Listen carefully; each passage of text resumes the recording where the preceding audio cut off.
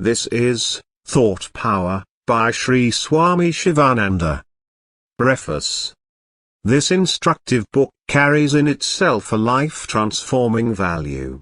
None who reads it, with the needed interest and attention, will ever feel inclined to remain unchanged in personal nature and untransformed in conduct and character.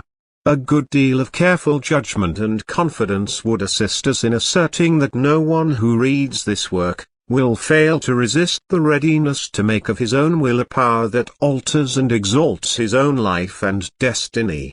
The work is fraught with implicit guidance for turning our personalities into forces of compelling influence and charm, and for rendering our lives into so many grand stories of the epic unfoldment of the divine truth we enshrine, the divine light we bear, and the divine perfection we hold in our inner being. This, then, is a simple, straightforward, inspiring book that holds out many methods for the culture and nurture of thought power. It is also a work that presents us with many useful suggestions which enable us to reach a region beyond the terrain of thought and its power, a realm of transcendental experience and God consciousness. Helped by his own illimitable love for all humanity, and dictated by the logic of his untiring energies for the service of every man, Sivananda has made himself extremely useful to all kinds of people, to men in all walks of life, and has written books on a rich diversity of themes in his own illuminating and spiritual way. Embodying in himself the very spirit of the whole of Indian spiritual culture, Sivananda has poured out on mankind hundreds of gifts of the books that enshrine wisdom of life. The present work will commend itself, and will yield many rewards, to both the lay public and the community of spiritual individuals.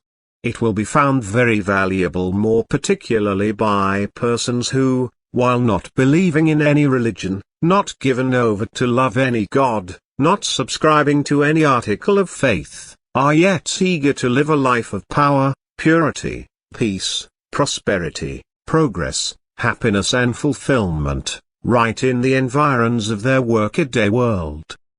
Sivananda has attempted implicitly to present in this work, a dynamic knowledge of thought power at these three distinct fields. A.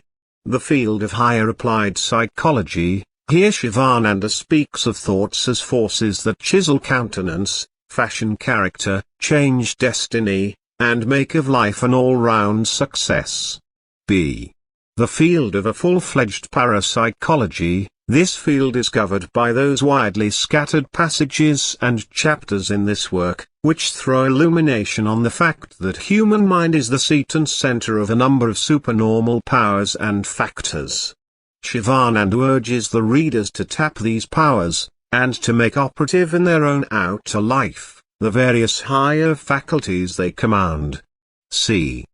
The field of transcendental realization. Wherever Sivananda prescribes a method for, or speaks of thought transcendence, he is attempting to lead us into the domains of divine realization in which thought ceases to be thought, and blazes into infinite consciousness.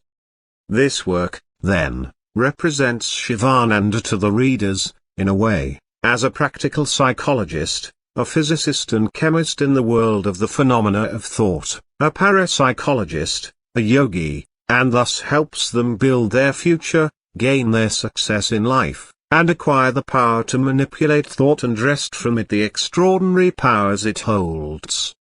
The book will also help them to attain refinement and culture by thought discipline, use their capacity for releasing wholesome, constructive and inspiring thought vibrations, obtain by accomplishing something great and grand, peace, happiness, and gain God realization, which is the meaning, aim, and ultimate destiny of all human life on earth. Chapter 1. Thought Power, Its Physics and Its Philosophy. Thought excels light in speed. While light travels at the rate of 186,282 miles per second, thoughts virtually travel in no time. Thought is finer than ether, the medium of electricity. In broadcasting, A singer sings beautiful songs at Calcutta. You can hear them nicely through the radio set in your own house at Delhi. All messages are received through the wireless. Even so, your mind is like a wireless machine. A saint with peace, poise, harmony and spiritual waves sends out into the world thoughts of harmony and peace. They travel with lightning speed in all directions and enter the minds of persons and produce in them also similar thoughts of harmony and peace. Whereas a worldly man whose mind is full of jealousy, revenge and hatred sends out discordant thoughts which enter the minds of thousands and stir in them similar thoughts of hatred and discord. The medium through which thoughts travel. If we throw a piece of stone in a tank or a pool of water, it will produce a succession of concentric waves traveling all around from the affected place. The light of a candle will similarly give rise to waves of ethereal vibrations traveling in all directions from the candle. In the same manner, when a thought, whether good or evil, crosses the mind of a person, it gives rise to vibrations in the manners or mental atmosphere, which travel far and wide in all directions. What is the possible medium through which thoughts can travel from one mind to another? The best possible explanation is that manners or mind substance fills all space like ether, and it serves as the vehicle for thoughts, as prana is the vehicle for feeling, as ether is the vehicle for heat, light and electricity, and as air is the vehicle for sound. The ether of space registers thoughts. You can move the world through thought force. Thought has great power. It can be transmitted from one man to another man. The powerful thoughts of great sages and rishis of yore are still recorded in the Akashic records. Yogins who have clairvoyant vision can perceive those thought images. They can read them. You are surrounded by an ocean of thought. You are floating in the ocean of thought. You are absorbing certain thoughts and repelling some in the thought world. Everyone has his own thought world. Thoughts are living things. Thoughts are living things. A thought is as much solid as a piece of stone. We may cease to be, but our thoughts can never die. Every change in thought is accompanied by vibration of its matter, mental. Thought as force needs a special kind of subtle matter in its working. The stronger the thoughts, the earlier the fructification. Thought is focused and given a particular direction, and, in the degree that thought is thus focused and given direction, it is effective in the work it is sent out to accomplish. Thoughts are finer forces. Thought is a finer force. This is supplied to us by food. If you read Khandogya Upanishad, the dialogue between Udalaka and Svetaketu, you will understand this point well. If the food is pure, thought also becomes pure. He who has pure thoughts speaks very powerfully and produces deep impression on the minds of the hearers by his speech. He influences thousands of persons through his pure thoughts. A pure thought is sharper than the edge of a razor. Entertain always pure, sublime thoughts. Thought culture is an exact science. Thoughts as wireless messages. Those who harbor thoughts of hatred, jealousy, revenge and malice are verily very dangerous persons. They cause unrest and ill will amongst men. Their thoughts and feelings are like wireless messages broadcast in ether, and are received by those whose minds respond to such vibrations. Thought moves with tremendous velocity. Those who entertain sublime and pious thoughts help others, who are in their vicinity and at a distance also. Thoughts are tremendous powers. Thought has got tremendous power. Thought can heal diseases. Thoughts can transform the mentality of persons. Thought can do anything. It can work wonders. The velocity of thought is unimaginable. Thought is a dynamic force. It is caused by the vibrations of psychic prana or sukshma prana on the mental substance. It is a force like gravitation, cohesion or repulsion. Thought travels or moves. Thought waves and thought transference. What is this world, after all? It is nothing but the materialization of the thought forms of Hiranyagarbha or God. You have got waves of heat and light and electricity in science. There are also thought waves in yoga. Thought has tremendous power. Everybody is experiencing the power of thought unconsciously to a greater or lesser degree. Great yogins like Jnanadeva, Bhartrihari and Patanjali used to send and receive messages to and from distant persons through mind telepathy, mental radio, and thought transference. Telepathy was the first wireless telegraph and telephone service ever known to the world. Just as you take physical exercises, play games such as tennis and cricket in order to maintain physical health, you will have to maintain mental health by irradiating the right thought waves, by taking sattvic food, mental recreation of an innocent and harmless nature, change of mood, relaxation of mind by entertaining good, ennobling and sublime thoughts, and by cultivating the habit of cheerfulness. Marvels of thought vibrations. Every thought that you send out is a vibration which never perishes. It goes on vibrating every particle of the universe, and if your thoughts are noble, holy and forcible, they set in vibration every sympathetic mind. Unconsciously all people who are like you take the thought you have projected, and in accordance with the capacity that they have, they send out similar thoughts. The result is that, without your knowledge of the consequences of your own work, you will be setting in motion great forces which will work together and put down the lowly and mean thoughts generated by the selfish and the wicked. Diversity of thought vibrations. Every man has his own mental world, his own mode of thinking, his own ways of understanding things, and his own ways of acting. Just as the face and voice of every man differ from those of another man, the mode of thinking and understanding also differs. That is the reason why misunderstanding easily occurs between friends. One is not able to understand rightly the views of another. Hence friction, rupture and quarrel occur within a minute even amongst fast friends. The friendship does not last long. One should be in tune with the mental vibrations or thought vibrations of another. Then only can one easily understand another.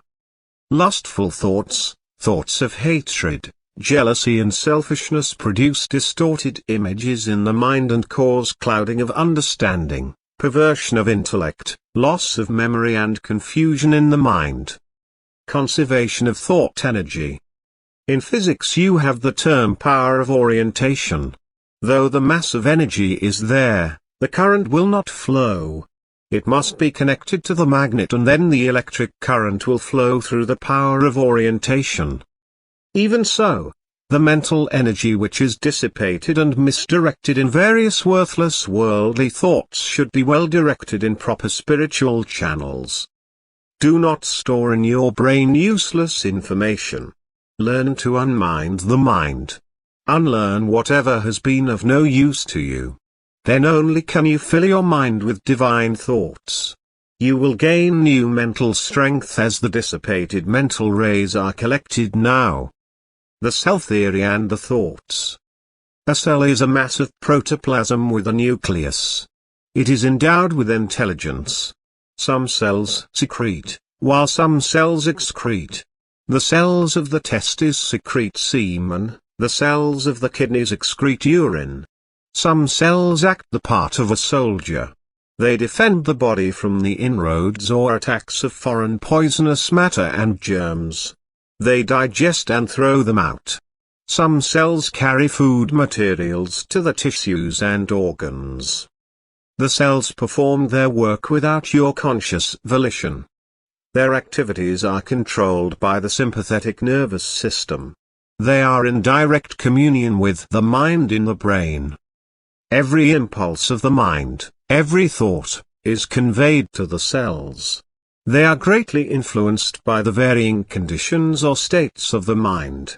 If there are confusion, depression and other negative emotions and thoughts in the mind, they are telegraphically transmitted through the nerves to every cell in the body. The soldier cells become panic-stricken. They are weakened. They are not able to perform their function properly. They become inefficient. Some people are extremely body-conscious, and possess no idea of the self. They live irregular, indisciplined lives and fill their stomachs with sweets, pastries, and so on. There is no rest for the digestive and the eliminating organs. They suffer from physical weakness and diseases. The atoms, molecules and cells in their bodies produce discordant or inharmonious vibrations. They have no hope, confidence, faith, serenity and cheerfulness. They are unhappy. The life force is not operating properly. Their vitality is at a low ebb. Their mind is filled with fear, despair, worry and anxiety. Primal thought and modern science. Thought is the greatest force on earth. Thought is the most powerful weapon in the armor of a yogi. Constructive thought transforms, renews and builds. The far-reaching possibilities of this force were most accurately developed to perfection by the ancients and put to the highest possible use. 4. Thought is the primal force at the origin and back of all creation. The genesis of the entire phenomenal creation is given as a single thought that arose in the cosmic mind. The world is the primal idea made manifest. This first thought became manifest as a vibration issuing from the eternal stillness of the divine essence. This is the reference in classic terminology to the Ika, desire of the Hiranyagarbha, cosmic soul, that originates as a spandana or vibration. This vibration is nothing like the rapid oscillation to and fro of physical particles, but is something infinitely subtle, so subtle as to be even inconceivable to the normal mind. But this has made it clear that all forces are ultimately resolvable into a state of pure vibration. Modern science also has newly arrived at this conclusion after its prolonged researches in external physical nature. Radium and the rare yogi. Radium is a rare commodity. Yogins who have controlled their thoughts are also very rare in this world, like radium. Just as sweet perfume continuously emanates from an incense stick, so also divine perfume and divine effulgence, magnetic, Brahmic aura, radiate from a yogi who has controlled his thoughts and who is constantly dwelling on Brahman or the infinite. The effulgence and perfume of his face is Brahmavakas. When you hold in your hand a bouquet made of jasmine, rose and champaka flowers, the sweet perfume pervades the whole hall and tickles all alike. Even so the perfume or fame and reputation, yasas and kirti, of a yogi who has controlled his thoughts spreads far and wide. He becomes a cosmic force. Thought, its weight, size and shape. Every thought has got weight, shape, size, form, color, quality and power. A yogi can see all these thoughts directly with his inner yogic eye. Thoughts are like things. Just as you hand over an orange to your friend and take it back, so also you can give a useful, powerful thought to your friend and also take it back. Thought is a great force, it moves, it creates. You can work wonders with the power of thought. You must know the right technique of handling and manipulating a thought. Thought, its form, its name and color. Suppose your mind is rendered perfectly calm, entirely without thoughts. Nevertheless, as soon as thought begins to rise, it will immediately take name and form. Every thought has a certain name and a certain form. Thus you find that every idea that man has or can have, must be connected with a certain word as its counterpart. Form is the grosser and name the finer state of a single manifesting power called thought. But these three are one. Wherever there is one, the other two also are there. Wherever name is, There are form and thought. A spiritual thought has yellow color. A thought charged with anger and hatred is of a dark red color, a selfish thought has a brown color, and so on. Thought, its power, workings and uses. Thought is a vital, living dynamic power, the most vital, subtle and irresistible force existing in the universe. Through the instrumentality of thought you acquire creative power. Thought passes from one man to another. It influences people. A man of powerful thought can influence readily people of weak thoughts. There are nowadays numerous books on thought culture, thought power, thought dynamics. A study of them will give you a comprehensive understanding of thought, its power, its workings and usefulness. We live in a boundless world of thoughts. Thought alone is the whole world, the great pains, the old age, death and the great sin, earth, water, fire, air, ether. Thought binds a man. He who has controlled his thoughts, is a veritable god on this earth. You live in a world of thoughts. First is thought. Then there is the expression of that thought through the organ of speech. Thought and language are intimately connected. Thoughts of anger, bitterness and malice injure others. If the mind which is the cause of all thoughts vanishes, the external objects will disappear. Thoughts are things. Sound, touch, form, taste and odor, the five sheaths, the waking, the dreaming and deep sleep states, all these are the products of mind. Sankalpa, passion, anger, bondage, time, know them to be the result of mind. Mind is the king of the indriyas or senses. Thought is the root of all mental process. The thoughts that we perceive all round us are only the mind in form or substance. Thought creates, thought destroys. Bitterness and sweetness do not lie in the objects, but they are in the mind, in the subject, in thinking. They are created by thought. Through the play of the mind or thought upon objects, proximity appears to be a great distance and vice versa. All objects in this world are unconnected, they are connected and associated together only by thought, by the imagination of your mind. It is the mind that gives color, shape, qualities to the objects. Mind assumes the shape of any object it intensely thinks upon. Friend and enemy, virtue and vice are in the mind only.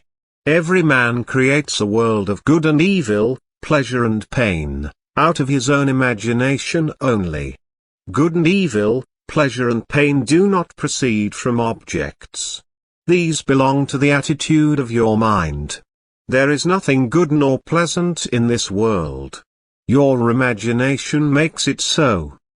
Thoughts, electricity, and philosophy. Thoughts are giant powers. They are more powerful than electricity. They control your life, mold your character, and shape your destiny. Mark how one thought expands into many thoughts, within a short time. Suppose you get an idea to set up a tea party for your friends. The one thought of tea invites instantaneously the thoughts of sugar, milk, teacups, tables, chairs, tablecloth, napkins, spoons, cakes, biscuits, etc. So, this world is nothing but the expansion of thoughts. The expansion of thoughts of the mind towards the objects is bondage, and the renunciation of thoughts is liberation. You must be very watchful in nipping the thoughts in the bud. Only then will you be really happy. Mind tricks and plays. You must understand its nature, ways and habits. Then only can you control it very easily. The world's most extraordinary book of practical philosophical idealism of India is Yoga Vasishta. The gist of this work is this: the non-dual Brahman or the immortal soul alone exists. This universe as universe is not. Knowledge of the self alone will free one from this round of births and deaths. Extinction of thoughts and vasanas is moksha. Expansion of mind alone is sankalpa. Sankalpa or thought, through its power of differentiation generates this universe. This world is a play of the mind. This world does not exist in the three periods of time. Extinction of sankalpas is moksha. Annihilate this little I, vasanas, sankalpas, thoughts. Meditate on the self and become a jivanmukta. Outer world pre-exists in the thoughts. Every thought has an image. A table is a mental image plus some external thing. Whatever you see outside has its counterpart in the mind. The pupil is a small round thing in the eye. Retina is a small structure. How is it that the image of a big mountain seen through a small aperture or structure cast on the mind? This is a marvel of marvels. The image of a mountain already exists in the mind. The mind is like a vast sheet of canvas that contains all the pictures of the objects seen outside. World, a projection of thought. Careful reflection will show that the entire universe is in reality the projection of the human mind, manamatram jagat. Purification and control of the mind is the central aim of all yogas. Mind in itself is but a record of impressions that keep expressing ceaselessly as impulses and thoughts. The mind is what it does. Thought impels you to action, activity creates fresh impressions in the mind stuff. Yoga strikes at the very root of this vicious circle by a method of effectively inhibiting the functions of the mind. Yoga checks, controls and stops the root function of the mind, i.e.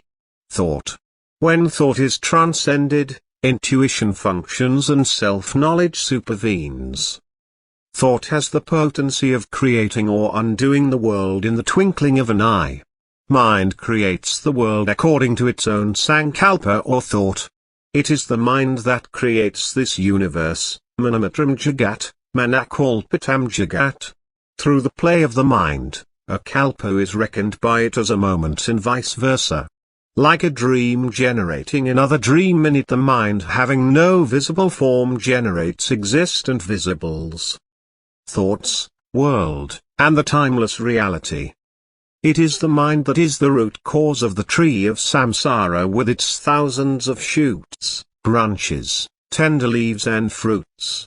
If you annihilate thoughts, you can destroy the tree of samsara at once. Destroy the thoughts as soon as they arise. The root will dry up through the annihilation of thoughts, and the tree of samsara will wither soon. This demands considerable patience and perseverance. You will be bathed in the ocean of bliss when all thoughts are extirpated. This state is indescribable. You will have to feel it yourself. Just as the fire is absorbed into its source when the fuel is burnt out, so also, the mind is absorbed into its source, the Atman, when all sankalpas or thoughts are annihilated. Then one attains kaivalya, the experience of the timeless reality, the state of absolute independence. Chapter 2. Thought Power, its Laws and its Dynamics. Thought, the architect of destiny. If the mind dwells continually upon one train of thought, a groove is formed into which the thought force runs automatically, and such a habit of thought survives death, and since it belongs to the ego, is carried over to the subsequent earth life as a thought tendency and capacity. Every thought, it must be remembered, has got its own mental image. The essence of the various mental images formed in one particular physical life is being worked out in the mental plane. It constitutes the basis for the next physical life. Just as a new physical body is formed in every birth, so also a new mind and a new buddhi are formed in every birth. Not easy is the act of explaining the detailed workings of thought and destiny. Every karma produces twofold effect, one on the individual mind and the other on the world. Man makes the circumstances of his future life by the effect of his actions upon others. Every action has a past which leads up to it, Every action has a future which proceeds from it. An action implies a desire which prompted it and a thought which shaped it. Each thought is a link in an endless chain of causes and effects, each effect becoming a cause and each cause having been an effect, and each link in the endless chain is welded out of three components: desire, thought and activity. A desire stimulates a thought embodies itself as an act. Act constitutes the web of destiny. Selfish coveting of the possessions of others, though never carried out into active cheating in the present, makes one a thief in a later earth life, while hatred and revenge secretly cherished are the seeds from which the murderer springs. So again, unselfish loving yields as harvest the philanthropist and the saint, and every thought of compassion helps to build the tender and pitiful nature which belongs to one who is a friend to all creatures. Sage Vasishta asks Rama to do Purushartha, or show the prowess of self-exertion. Do not yield to fatalism. It will induce inertia and laziness. Recognize the great powers of thought. Exert. By right thinking make for yourself a great destiny. Prarabdha is Purushartha of last birth. You sow an action and reap a habit sown results in character. You sow a character and reap a destiny. Man is the master of his own destiny. You yourself make, by the power of your thought, your destiny. You can undo it if you like. All faculties, energies and powers are latent in you. Unfold them, and become free and great. Thoughts chisel your countenance. Your face is like a gramophone record or plate. Whatever you think is at once written on your face. Every vicious thought serves as a chisel or needle to write down the thoughts on your countenance. Your faces are covered with the scars and wounds which are made by the vicious thoughts of hatred, anger, lust, jealousy, revenge, etc. From the nature of the scar on your face, we can at once read your state of mind. We can at once diagnose the disease of your mind. He who thinks that he can hide his thoughts is a dunce of the first water. His position is like that of the ostrich which, when chased by the hunters, hides its head underneath the sand and imagines that it cannot be seen by anyone. Face is the index of the mind. Face is the mold of the mind. Every thought cuts a groove in the face. A divine thought brightens the face. An evil thought darkens the face. Continued divine thoughts increase the aura or halo. Continued evil thoughts increase the depth of dark impressions, just as the continued striking of a vessel against the edge of a well while drawing water makes deeper and deeper hollow on the vessel. The facial expression truly advertises the inner state of the mind or the true contents of the mind. The face is like an advertisement board wherein is advertised what is going inside the mind. Your thoughts, sentiments, modes and emotions produce their strong impressions on the face. In your face, you can hardly hide your thoughts. You may wrongly think that you have kept up your thoughts in secret. The thoughts of lust, greed, jealousy, anger, revenge, hatred, etc. at once produce their deep impressions on your face. The face is a faithful recorder and a sensitive registering apparatus to register and record all the thoughts that are in your mind. The face is a polished mirror to indicate the nature of the mind and its contents at a particular time. Thoughts feature the physical expressions. Mind is the subtle form of this physical body. The physical body is the outward manifestation of the thoughts. So when the mind is wrought, the body is wrought too.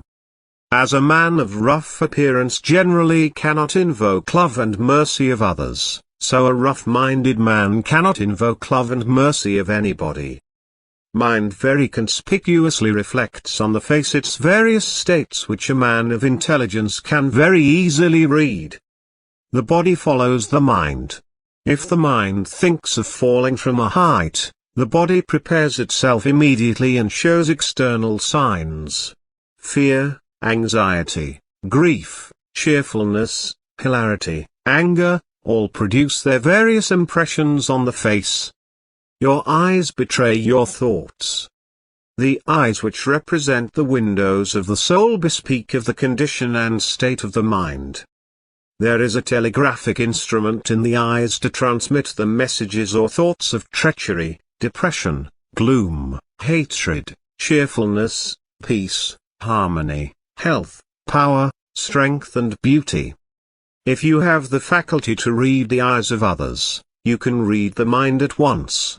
You can read the uppermost thought or dominant thought of a man if you are careful to mark the signs in his face, conversation and behavior. It needs a little pluck, acumen, training, intelligence and experience. Negative thoughts poison life.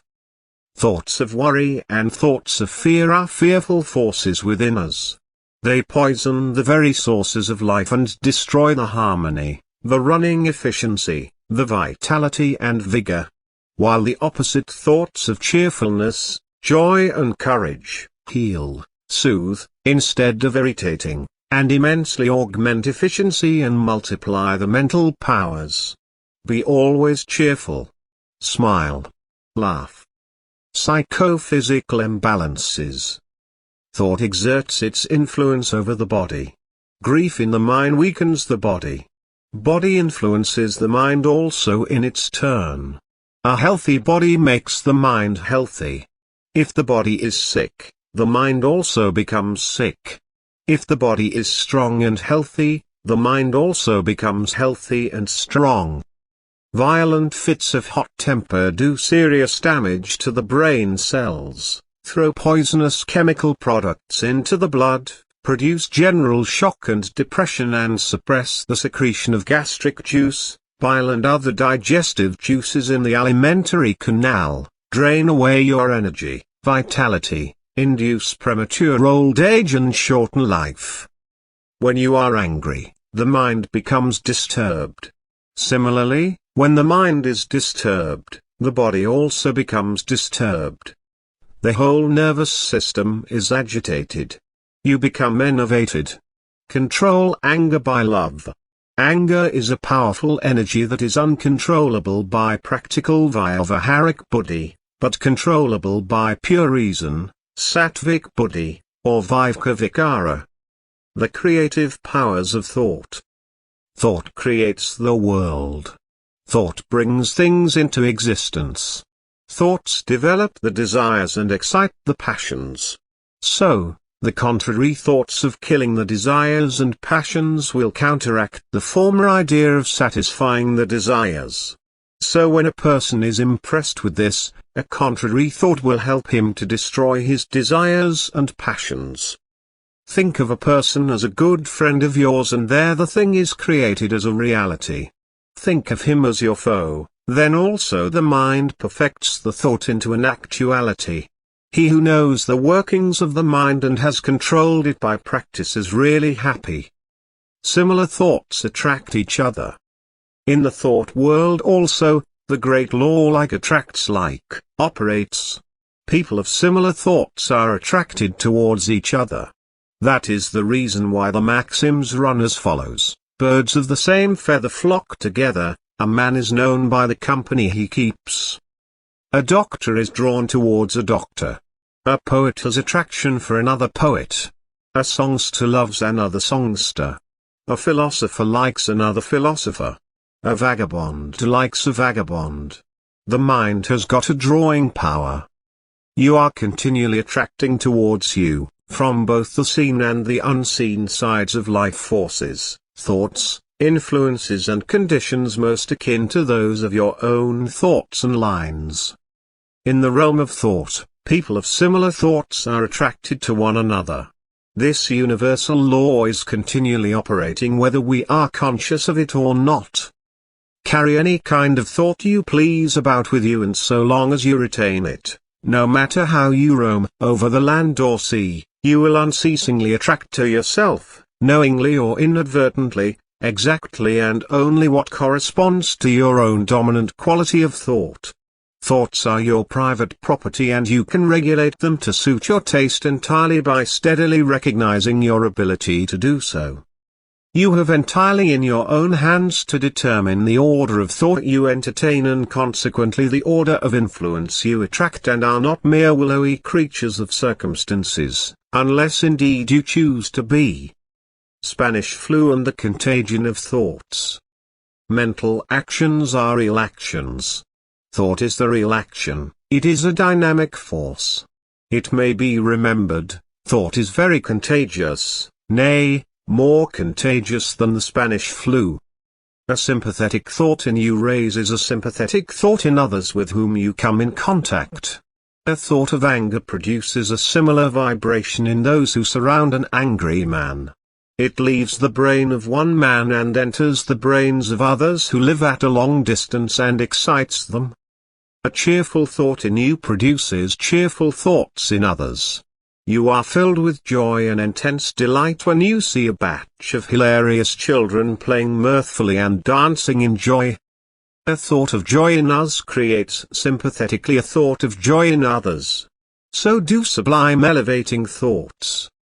Keep a good and honest man in the company of a thief. He will begin to steal. Keep a sober man in the company of a drunkard. He will begin to drink. Thought is very contagious. The application of a psychological law. Keep the heart young. Do not think, I have become old. To think I have become old is a bad habit. Do not entertain this thought. Think I am. As you think, so you become. This is a great psychological law. As a man thinketh so he becometh. This is a great truth or truism. Think, I am strong. Strong you become. Think, I am weak, weak you become. Think, I am a fool, fool you become. Think, I am a sage or God, sage or God you become. Thought alone shapes and molds a man. Men lives always in a world of thoughts. Every man has his own thought world. Imagination works wonders. Thought has tremendous force. Thought, as already said, is a solid thing. Your present is the result of your past thoughts and your future will be according to your present thoughts. If you think rightly, you will speak rightly and act rightly.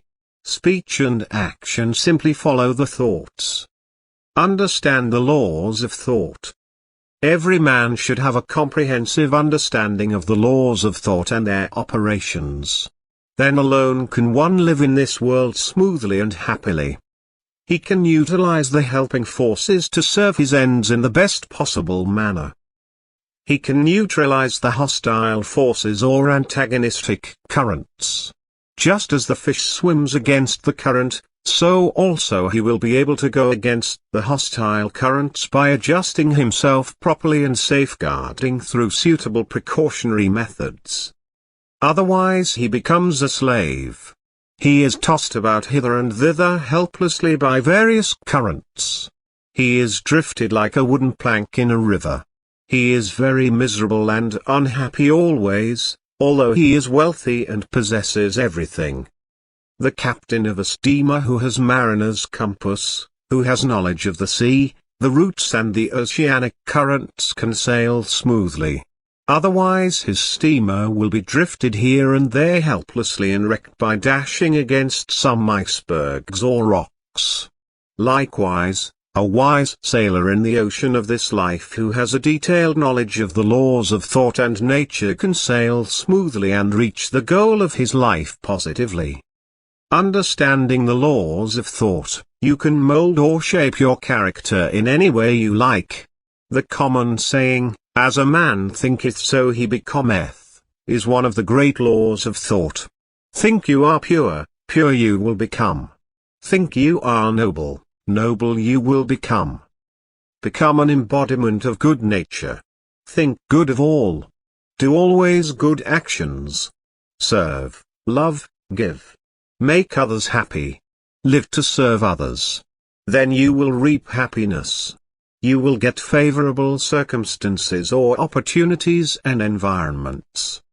If you hurt others, if you do scandal-mongering, mischief-mongering, backbiting, tale-bearing, if you exploit others, if you acquire the property of others by foul means, if you do any action that can give pain to others, you will reap pain.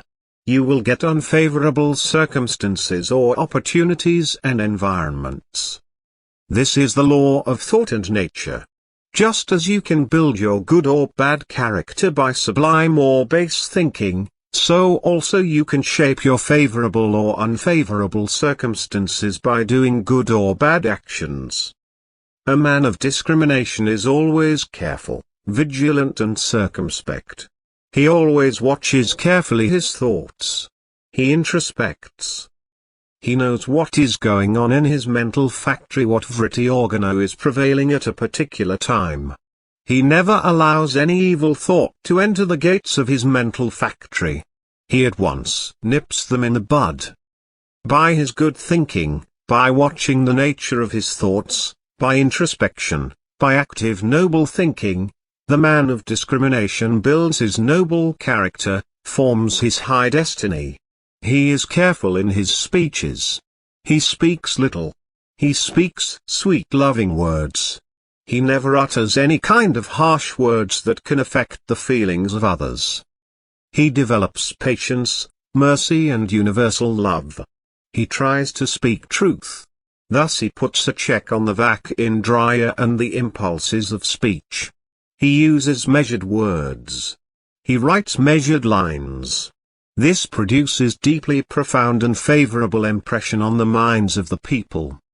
He practices ahimsa and brahmacharya in thought, word and deed. He practices saucha and arjava, straightforwardness. He tries to keep up balance of mind and to be always cheerful. He keeps up sadabhava. He tries these three kinds of tapas, physical, verbal and mental, and controls his actions. He cannot think any evil. He cannot do any evil action.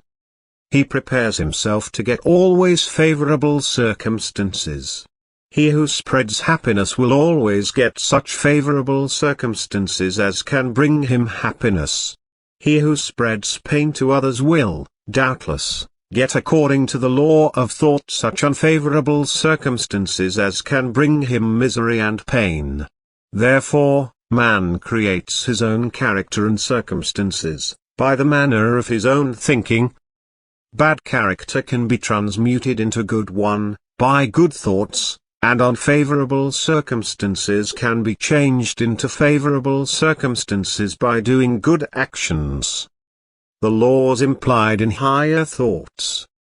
As you think, so you become. As are your thoughts, so must be your life. Improve your thinking. Better thoughts bring better actions. Mere thinking of the objects of this world is pain. Bondage is caused by the very act of thought. Pure thought is a mightier force than electricity. The mind which is attracted by objects of sense, tends to bondage, while that which is not so attracted tends to emancipation. Mind is a dacoit. Slay this mind dacoit. You will be happy and free forever. Manifest all your strength in the task of conquering your mind. This is true manliness or purushartha. Self-denial is a means to the purification and refinement of mind. Purify and still the thoughts. The layers of ignorance covering knowledge, will not be removed without a calm mind. The subtle part of food forms the mind. Mind is manufactured out of food. The subtle part of food is transformed into mind. Food does not mean merely what we eat, but what we gather through all our senses. Learn to see God everywhere. This is real food for the eye. Purity of thought depends upon purity of food. You can see better, hear better, taste better, think better, when you entertain sublime divine thoughts. Look at an object through a green or red glass, the object appears green or red. Even so, The objects are colored by the desires through the mirror mind. All mental states are transitory, they produce pain and sorrow. Have freedom of thought. Free yourself from the slavery of prejudice that blunts intellect and dulls thoughts. Think of the immortal Atman. This is the right method of direct, original thinking. The Atman reveals itself after the purification of thoughts. When the mind is serene without any want, without any motive, without any craving or desire or thought, without any compulsion, without hope, then the Supreme Atman shines. There is the experience of bliss. Live the way in which saints live. This is the only way to victory over thoughts, mind and the lower self, and until you have conquered mind, there can be no sure and permanent victory. Thought, a boomerang. Be careful of your thoughts. Whatever you send out of your mind, comes back to you. Every thought you think, is a boomerang. If you hate another, hate will come back to you. If you love others, love will come back to you. An evil thought is thrice cursed. First, it harms the thinker by doing injury to his mental body. Secondly, it harms the person who is its object. Lastly, it harms all mankind by vitiating the whole mental atmosphere. Every evil thought is as a sword drawn on the person to whom it is directed. If you entertain thoughts of hatred, you are really a murderer of that man against whom you foster thoughts of hatred. You are your own suicide, because these thoughts rebound upon you only. A mind tenanted by evil thoughts acts as a magnet to attract like thoughts from others and thus intensifies the original evil. Evil thoughts thrown into the mental atmosphere poison receptive minds. To dwell on an evil thought gradually deprives it of its repulsiveness and impels the thinker to perform an action which embodies it. Thoughts and the waves of the sea. Thoughts are like the waves of an ocean. They are countless.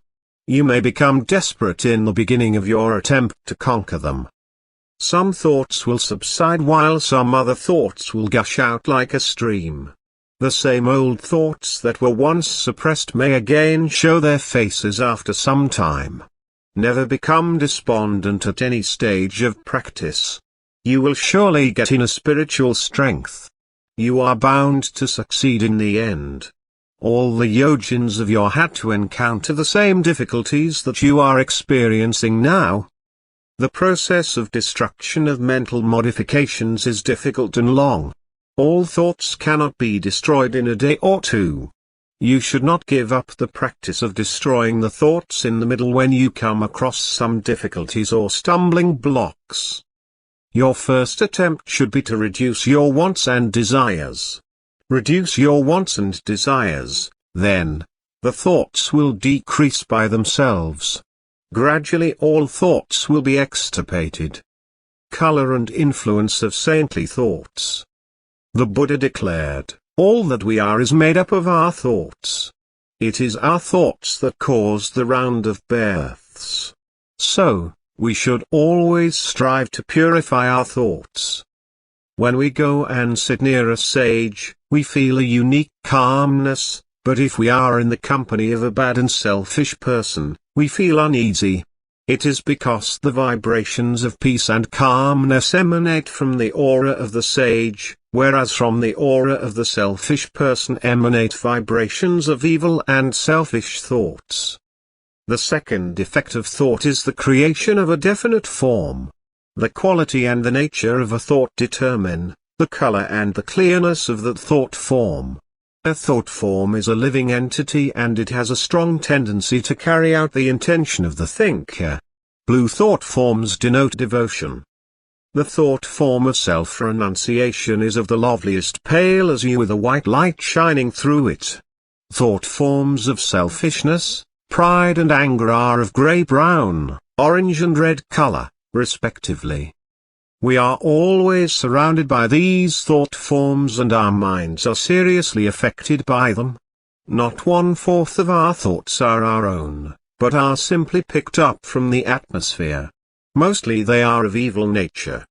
So we should always utter God's name mentally.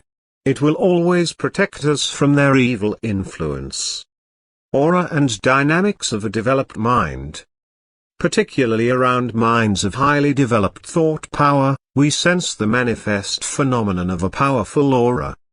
The palpable influence of a highly developed mind over a less developed mind needs to be specially marked. It is not possible to provide a description of what it is like to be in the presence of a master, or a developed adept.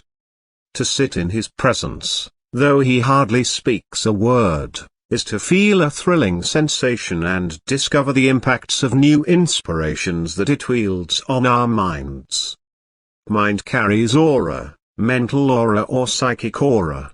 The Sanskrit term for aura is tejas. It is brilliance or halo that emanates from the phenomenon of mind. In those who have sought the full development of their minds, we find it extremely effulgent. It is capacitated to travel long distances and affect in the most beneficial manner a large number of persons who are privileged to come under its influence. It must be noted that the spiritual aura is far more powerful than either psychic or pranic or mental aura. Dynamics of thoughts and moods. People of gloomy moods attract to themselves gloomy things and gloomy thoughts from others and from the Akashic records in the physical ether. Persons with hope, confidence and cheerful spirits attract thoughts of similar nature from others. They are always successful in their attempts. People with negative moods of depression, anger, and hatred do positive injury to others. They infect others and raise these destructive vrittis in others. They are culpable. They do great damage in the thought world. People with happy and cheerful moods are a blessing to society. They bring happiness to others.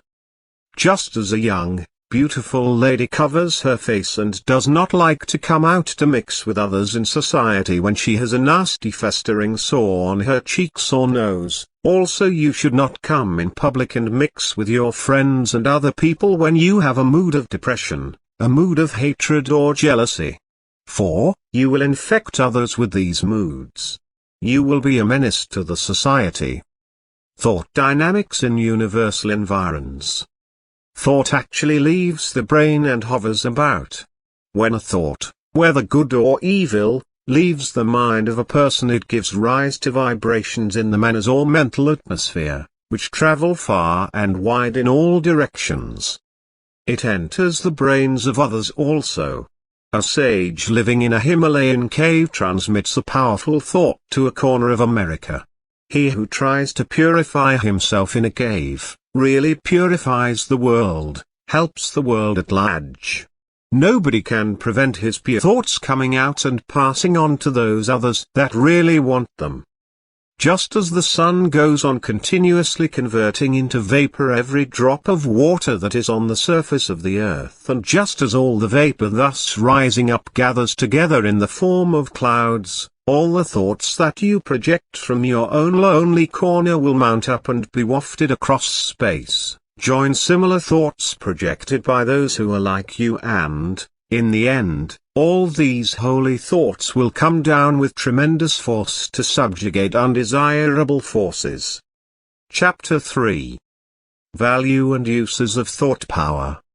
Serve others by thought vibrations. A true monk or sannyasin can do everything through his thought vibrations.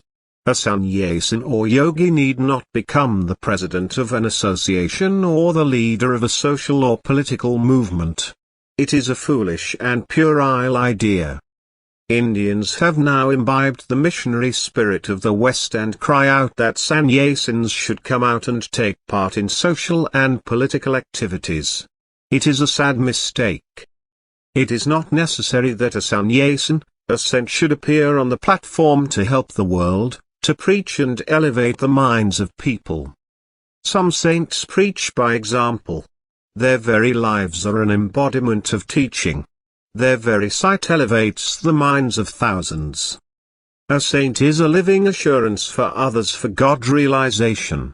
Many draw inspiration from the sight of holy saints. No one can check the thought vibrations from the saints. Their pure, strong thought vibrations travel a very long distance, purify the world and enter the minds of many thousands of persons. There is no doubt in this. Doctors can heal by suggestion. Doctors should have a thorough knowledge of the science of suggestion. Sincere, sympathetic doctors are very rare. Doctors who have no knowledge of suggestion do more harm than good. They kill patients sometimes by unnecessarily frightening them. If there is a little cough of an ordinary nature, the doctor says, "Now, my friend, you have got TB. You must go to Bali or Switzerland or Vienna. You must go in for a course of tuberculin injection." Poor patient is frightened. There is not at all any sign of consumption. The case is an ordinary one. It is simple catarrh of the chest from exposure to chills. The patient actually develops phthisis by fright and worry owing to the wrong destructive suggestion of the doctor. The doctor ought to have told him, "Oh, it is nothing. It is simple cold. You will be all right by tomorrow. Take a purgative and inhale a little oil of eucalyptus. Adjust your diet. It is better you fast today." Such doctor is God himself. He must be adored. A doctor may say now, "Well, sir, if I say so, I will lose my practice. I cannot pull on in this world." This is a mistake. Truth always gains victory. People will run to you as you are sympathetic and kind. You will have a roaring practice. There is healing by suggestion. This is a drugless treatment. This is suggestive therapeutics. By good and powerful suggestion, you can cure any disease. You will have to learn this science and practice it. All doctors of homeopathic, allopathic, Ayurvedic and Unani systems should know this science. They can combine this system along with their own systems.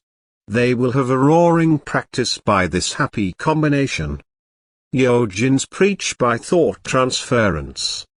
Through their spiritual vibrations and magnetic aura, the unknown real yogins help the world more than the yogins of the platform. Preaching from the pulpits and platforms belongs to men of second-grade spirituality, who have no knowledge and never put to use the supernormal faculties and powers latent in them.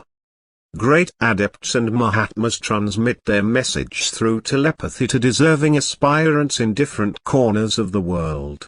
Means of communication that are supernormal to us are quite normal to a yogi. Influence others by thought. You can influence another man without any audible language. What is wanted is concentration of thought that is directed by the will. This is telepathy. Here is an exercise for your practice in telepathy. Think of your friend or cousin who is living in a distant land. Bring a clear-cut image of his face to your mind. If you have his photo, look at it and speak to it audibly. When you retire to bed, think of the picture with intense concentration. He will write to you the desired letter the following day or so. Try this yourself. Do not doubt. You will be quite surprised. You will get success and firm conviction in the science of telepathy. Sometimes, when you are writing something or reading a newspaper, suddenly you get a message from someone near and dear to you. You think of him suddenly. He has sent a message to you. He has thought of you seriously. Thought vibrations travel faster than light or electricity. In such instances, the subconscious mind receives the messages or impressions and transmits the same to the conscious mind. Varied utility of thought power. The science of thought power is very interesting and subtle. This thought world is more real relatively than this physical universe. The power of thought is very great. Every thought of yours has a literal value to you in every possible way. The strength of your body, the strength of your mind, your success in life and the pleasures you give to others by your company, all depend on the nature and quality of your thoughts. You must know thought culture, and develop thought power. Powers of thought, their value. If you have a comprehensive understanding of the workings of the thought vibrations, if you know the technique of controlling the thoughts, if you know the method of transmitting beneficial thoughts to others at a distance by forming clear-cut, well-defined powerful thought waves, you can use this thought power 1,000-fold more effectively. Thought works wonders. A wrong thought binds. A right thought liberates. Therefore, think rightly and attain freedom. Unfold the occult powers hidden within you by understanding and realizing the powers of the mind. Close your eyes. Slowly concentrate. You can see distant objects, hear distant sounds, send messages to any part not only of this world, but of the other planets as well. Heal persons thousands of miles off from you and move about to distant places in no time. Believe in the powers of the mind. Interest, attention, will, faith and concentration will bring the desired fruit. Remember that mind is born of the Atman through his Maya or illusory power. Thoughts accomplish many a mission. You can aid a friend in trouble by transmitting to him thoughts of comfort, right from the place where you are. You can help a friend in search of truth by thoughts, clear and definite of the truths you know. You can send into the mental atmosphere thoughts which will raise, purify and inspire all who are sensible to them. If you send out a loving, helpful thought to another man, it leaves your brain, goes directly to that man, raises a similar thought of love in his mind and returns back to you with redoubled force. If you send out a thought of hatred to another man, it hurts that man and hurts you also by turning back to you with redoubled force. Therefore, understand the laws of thought, raise only thoughts of mercy, love and kindness from your mind and be happy always. When you send out a useful thought to help others, it must have a definite, positive purpose and aim. Then only it will bring out the desired effect. Then only that thought will accomplish a definite work. Power of thoughts that prompt.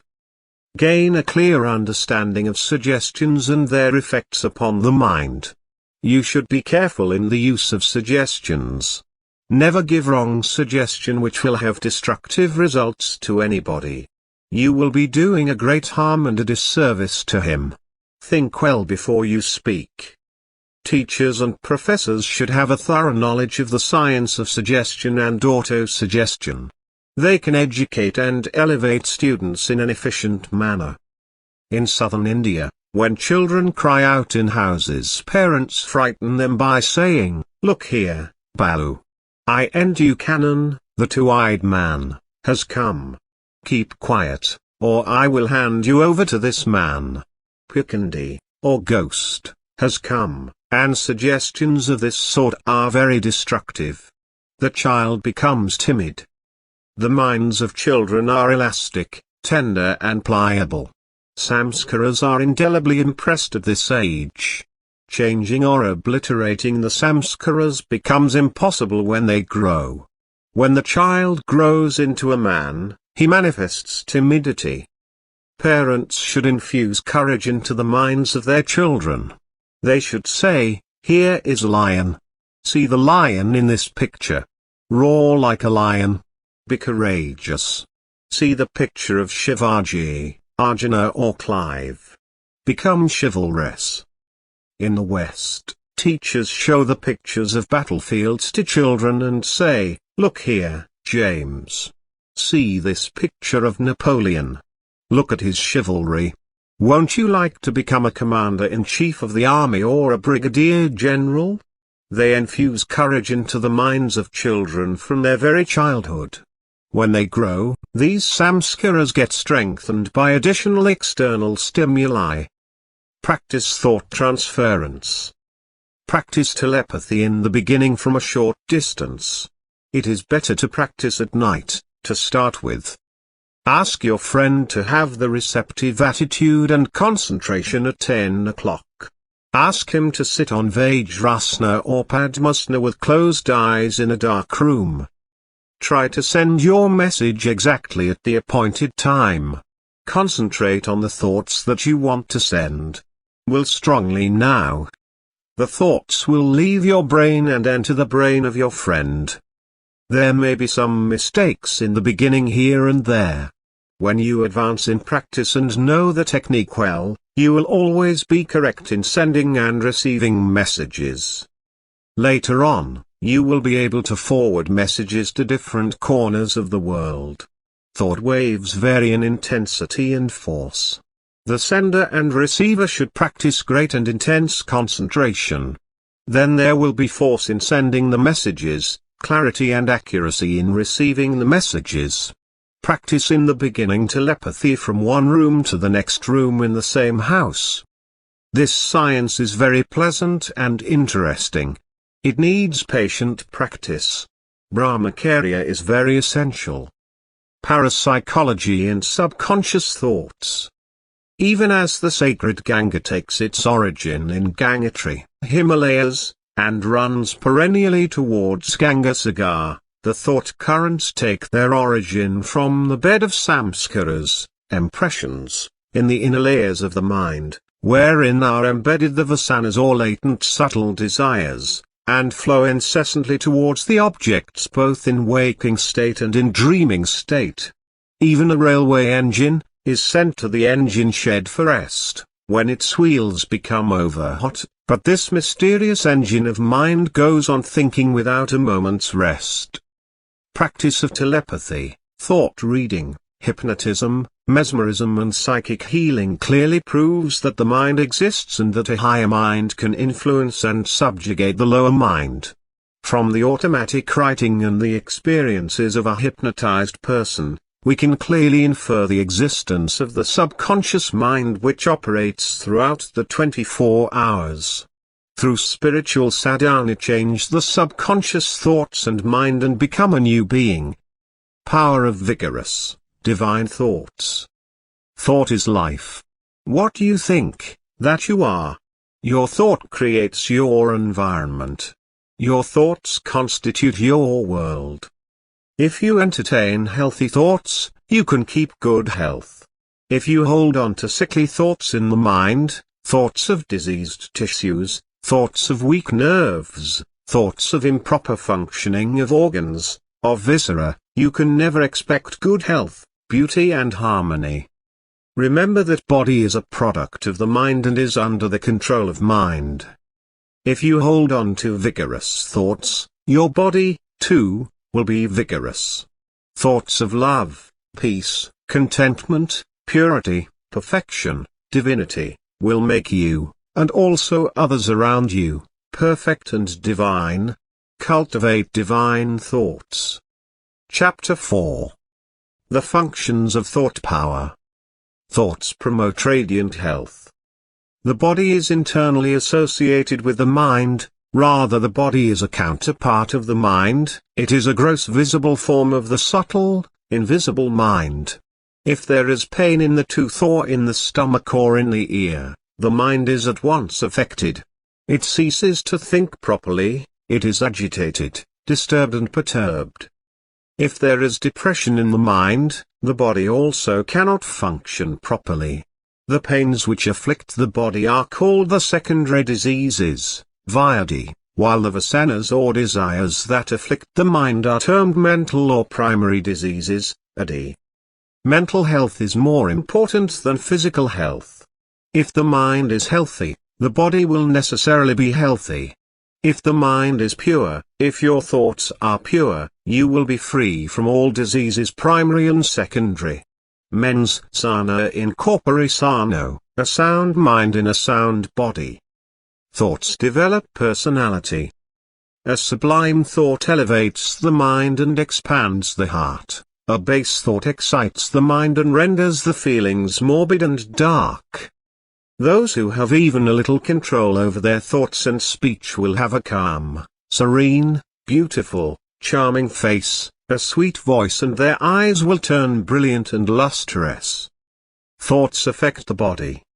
Every thought or emotion or word produces a strong vibration in every cell of the body and leaves a strong impression there.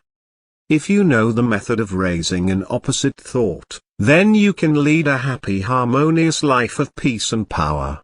Thought of love will at once neutralize a thought of hatred. A thought of courage will immediately serve as a powerful antidote against a thought of fear. Thought power changes destiny. Man sows a thought and reaps an action. He sows an action and reaps a habit. He sows a habit and reaps a character. He sows a character and reaps a destiny. Man has made his own destiny by his own thinking and acting. He can change his destiny. He is the master of his own destiny. There is no doubt of this. By right thinking and strong exertion, he can become the master of his destiny. Some ignorant people say, karma does everything. It is all destiny. If I am destined by my karma to be like this or that, why then should I exert?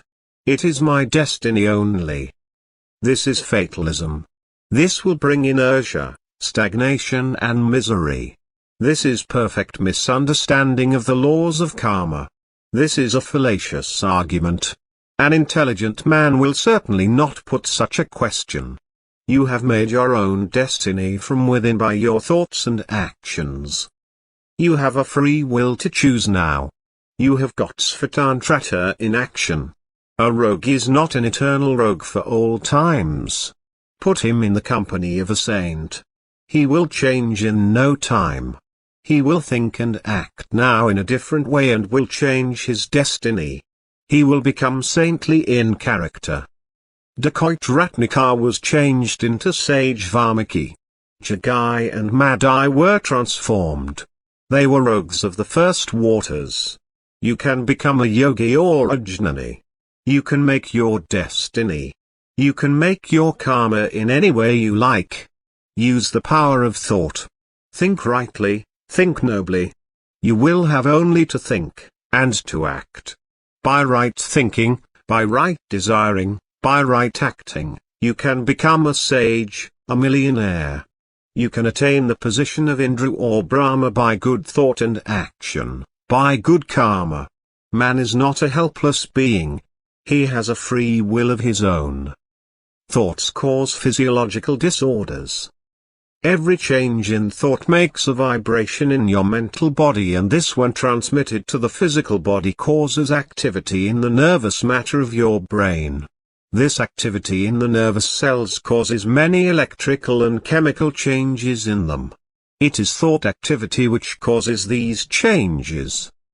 Intense passion, hatred, long-standing bitter jealousy, corroding anxiety, fits of hot temper actually destroy the cells of the body and induce diseases of the heart, liver, kidneys, spleen and stomach.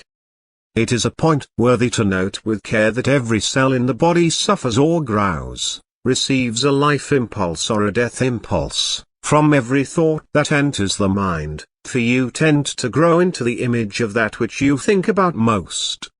When the mind is turned to a particular thought and dwells on it, a definite vibration of matter is set up, and often, more of this vibration is caused, the more does it tend to repeat itself to become a habit, to become automatic. The body follows the mind and imitates its changes.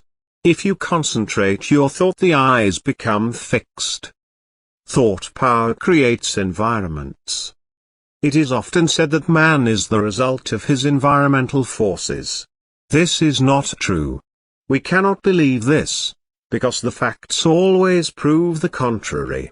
Many of the world's greatest men have been born in poverty and in adverse circumstances. Many who have been born in the slums and filthy surroundings have risen to the highest status in the world. They have won laurels of fame and distinguished themselves in politics, literature and poetry. They have become brilliant geniuses and beacon lights of the world. How do you account for this? Shri T. Muthuswamy Iyer, the first Indian High Court judge in Madras, was born in absolute poverty. He had to study at night under municipal lanterns. He had not sufficient food. He was clad in rags. He struggled hard and achieved greatness. He rose above the environmental forces by his strong willpower and iron determination. In the West, sons of cobblers and fishermen have risen to very high position. Boys who did polishing of boots in the streets and who were selling beer in bars and were cooking in hotels have become famous poets and able journalists. Johnson was placed in quite adverse environments. Goldsmith was passing rich with pounds a year. Sir Walter Scott was very poor. He had no place to live in. The life of James Ramsay MacDonald is worth mentioning. He was a man of great Purushartha. He rose from poverty to power, from the field of labour to the status of Prime Minister of Britain. His first job was addressing envelopes for shillings a week. He was too poor to buy tea, so he drank water instead. His main meal every day for months was a 3-penny beefsteak pudding. He was a pupil teacher. He took great interest in politics and science. He was a journalist. He gradually, through right exertion, Purushartha, rose to the position of a prime minister. Sri Sankaracharya, the exponent of Advaita philosophy, a spiritual giant and a brilliant genius, was born in poor, unfavorable environments and circumstances. There are 1001 instances like these. It is quite obvious, therefore, that unfavorable environments cannot annihilate the potential greatness and excellence of the future geniuses, and that one can outgrow environments by diligent application, patience, perseverance, truthfulness, honesty, integrity, sincerity of purpose, iron will and strong determination. Every man is born with his samskaras.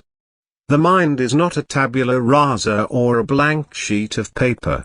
It contains the impressions of thoughts and actions of the previous births. Samskaras are the latent potentialities. These good samskaras are valuable assets for man. Even though he is placed in unfavorable environments, these samskaras give him protection from extraneous, undesirable, hostile influences. They help his growth and evolution. Miss not any opportunity. Avail yourself of all opportunities. Every opportunity is meant for your uplift and development. If you see a sick man lying down on the roadside in a helpless condition, take him on your shoulders or vehicle to the nearest hospital. Nurse him. Give him hot milk or tea or coffee. Shampoo his legs with divine bhava.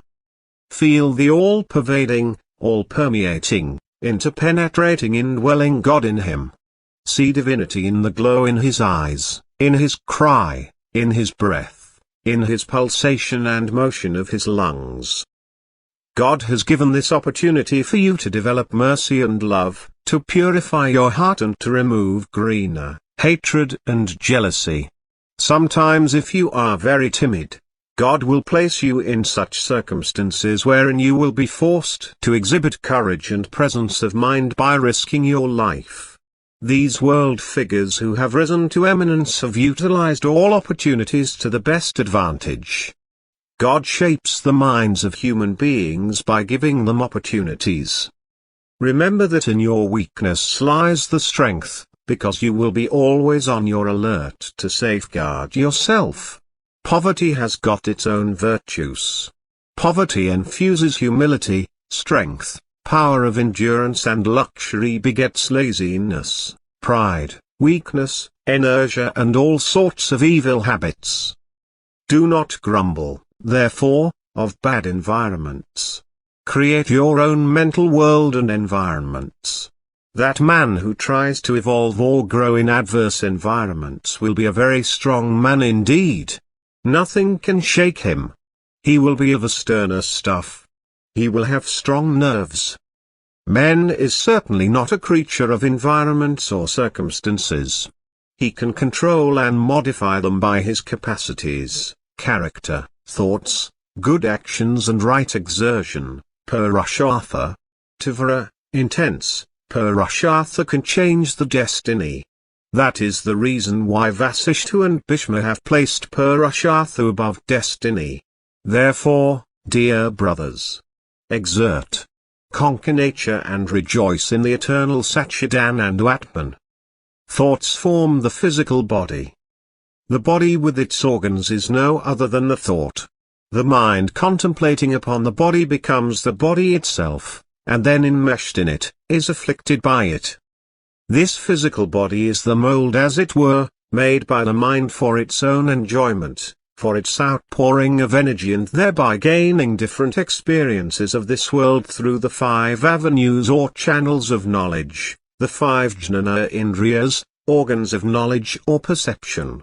The body is really our thoughts, moods, convictions and emotions objectified, made visible to the naked eyes. All the bodies have their seat in the mind only. Without water can a garden exist? It is the mind which transacts all business and is the highest of bodies.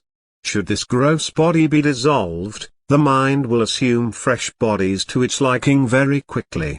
Should the mind be paralyzed, then the body will not evince our intelligence. With the majority of mankind, the thought is greatly under the control of the body. Their minds being very little developed, they live in anamaya-kosa, mostly. Develop the vijnanamaya-kosa, and through vijnanamaya-kosa, buddhi, control the manamaya-kosa, mind. The erroneous thought that you are the body is the root of all evils. Through wrong thinking you identify yourself with the body. Dehadayasu arises. You are attached to the body. This is abhimana. Then mamata, mine-ness, arises. You identify yourself with your wife, children, house, etc. It is identification or attachment that brings about bondage, misery and pain. Chapter 5. The development of thought power. Acquisition of thought power by moral purity. A man who speaks the truth and has moral purity has always powerful thoughts. One who has controlled anger by long practice has tremendous thought power. If a yogi whose thought is very powerful speaks one word, it will produce tremendous impression on the minds of others. Virtues like truthfulness, earnestness and industry are the best sources of mental power. Purity leads to wisdom and immortality. Purity is of 2 kinds, internal or mental and external or physical. Mental purity is more important. Physical purity is also needed. With the establishment of internal mental purity, cheerfulness of mind, one-pointed mind, conquest of indriyas and fitness for the realization of the self are obtained. Thought power by concentration. There is no limit to the power of human thought. The more concentrated the human mind is, the more power is brought to bear on one point. The rays of the mind are scattered in the case of the worldly-minded persons. There is dissipation of mental energy in various directions. For purposes of concentration, these scattered rays have to be gathered by the practice of concentration, and then the mind must be made to turn towards God. Cultivate attention, you will have good concentration. A serene mind is fit for concentration. Keep the mind serene. Be cheerful always. Then alone can you concentrate. Be regular in your concentration. Sit in the same place, at the same time, a.m. Celibacy, pranayama, reduction of wants and activities, dispassion, silence, seclusion, discipline of the senses, japa, control of anger, giving up reading novels, newspapers and visiting cinemas are all aids to concentration. Too much physical exertion, too much talking, too much eating, too much mixing with worldly persons, too much walking, too much sexual indulgence, are obstacles to concentration. Thought power by organized thinking. Destroy random thinking. Take a subject and think of its different aspects and bearing. When you think so on one subject, never allow any other thought to enter the conscious mind. Withdraw the mind again to the subject on hand. Take for instance, you begin to think on the life and teachings of Jagadguru Adi Sankaracharya.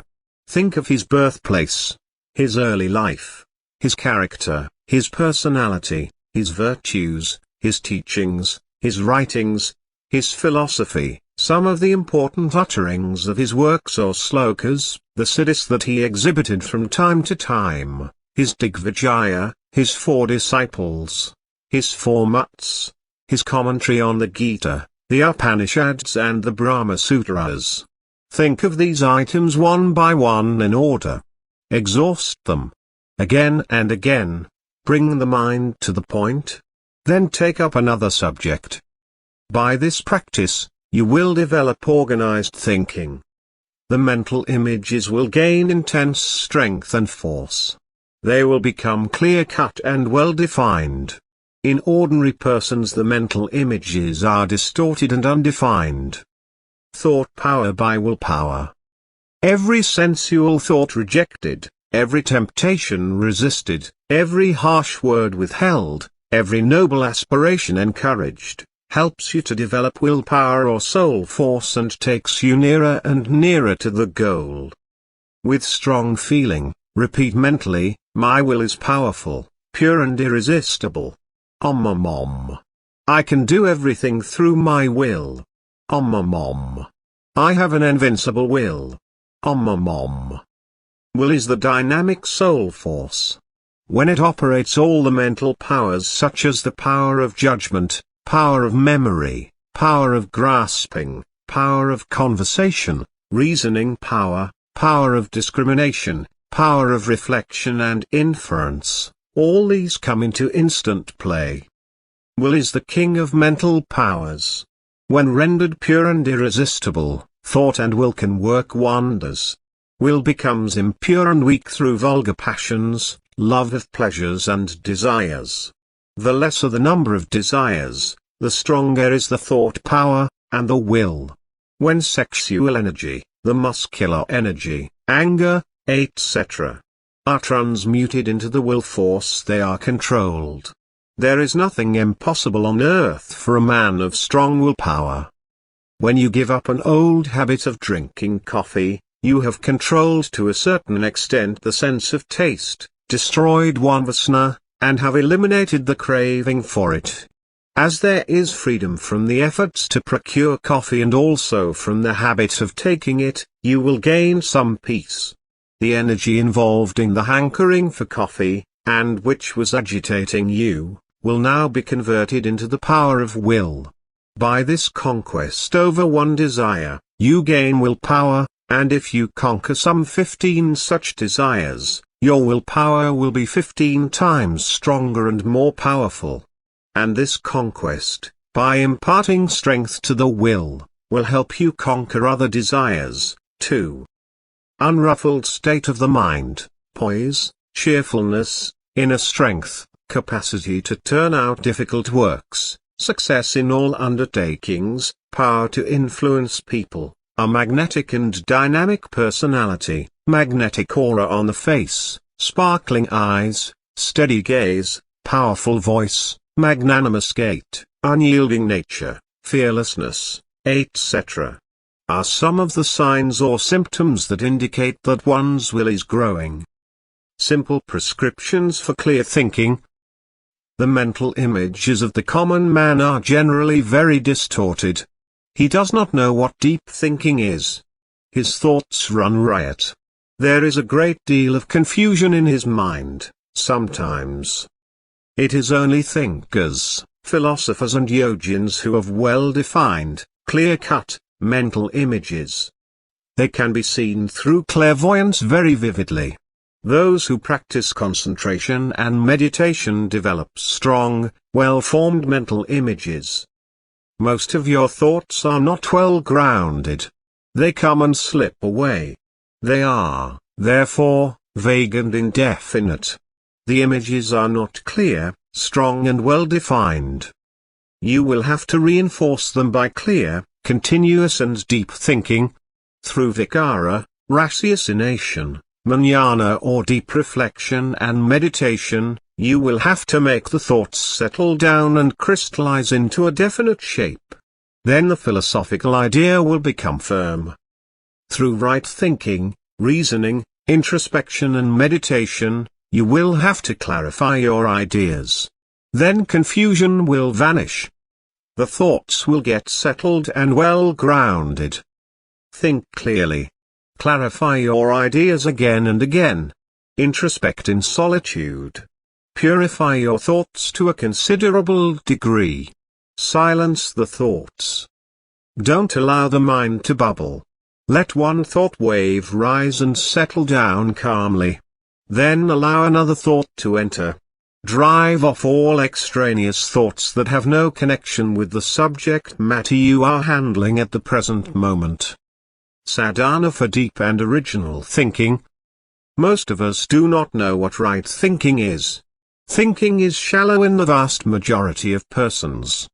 Deep thinking is given to few. Thinkers are very few in this world. Deep thinking needs intense sadhana, practice. It takes innumerable births for the proper evolution of the mind. Then only can it think deeply and properly. Independent and original thinking is resorted to by the Vedantins. Vedantic sadhana, jnana, reflection, demands a sharp intellect.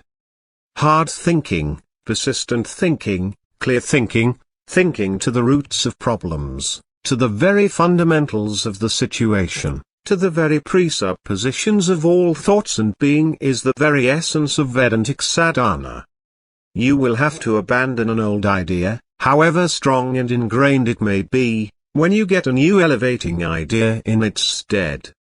If you have no courage to face the results of your thinking, to swallow the conclusions of your thinking, whatever they may mean to you personally, you should never take the trouble to philosophize.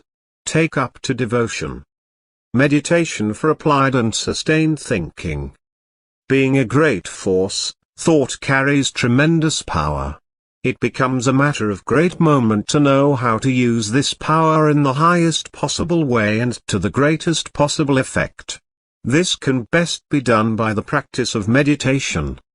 Applied thinking applies the mind to the object and sustained thinking keeps it continually engaged. Rapture brings about the expanding and bliss of the developing mind whose motives for non-distraction have been accomplished by those two kinds of thinking. Meditation can arise when applied and sustained thinking, rapture, bliss and collectedness of mind arise. Acquire creative thought power. Thought is a vital living force, the most vital, subtle and irresistible force that exists in the universe. Thoughts are living things, they move, they possess form, shape, color, quality, substance, power and weight. Thought is the real action, it reveals itself as a dynamic force. A thought of joy creates sympathetically a thought of joy in others. The birth of a noble thought is a potent antidote to counteract an evil thought. Through the instrumentality of exercised positive thought, we come to acquire creative power. Develop individuality, resist suggestions. Do not be easily influenced by the suggestions of others. Have your own sense of individuality. A strong suggestion, though it does not influence the subject immediately, will operate in due course. It will never go in vain. We all live in a world of suggestions. Our character is daily modified unconsciously by association with others. We unconsciously imitate the actions of those whom we admire. We daily absorb the suggestions of those with whom we come in daily contact. We are acted upon by these suggestions. A man of weak mind yields to the suggestions of a man of strong mind. The servant is always under the influence of the suggestions of his master. The wife is under the influence of the suggestions of her husband. The patient is under the influence of the suggestions of the doctor. The student is under the influence of the teacher. Custom is nothing but the product of suggestion. The dress that you put on, the manners, the behavior and even the food that you eat are all the outcome of suggestions only. Nature suggests in various ways. The running rivers, the shining sun, fragrant flowers, the growing trees, are all incessantly sending you suggestions. Supernormal powers by thought discipline. A powerful occultist hypnotizes the whole audience collectively through his power of concentration and will and performs the rope trick.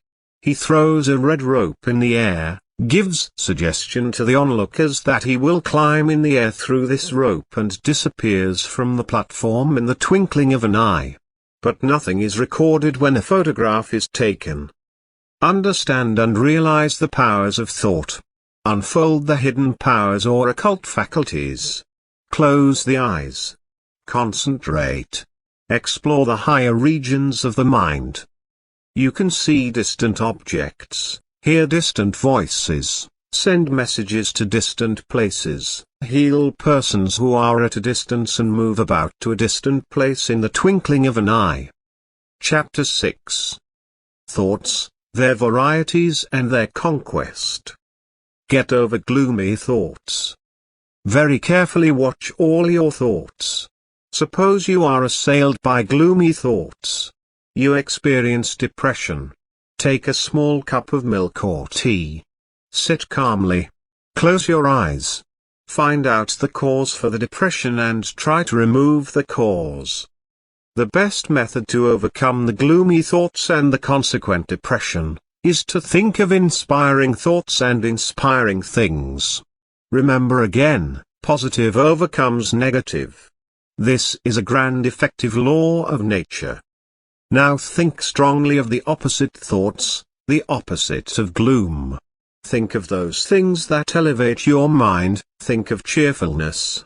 Imagine the advantage of cheerfulness. Feel that you are in actual possession of this quality. Again and again repeat the formula, cheerfulness, mentally. Feel, I am very cheerful. Begin to smile and laugh several times. Sing. Sometimes this can elevate you quickly.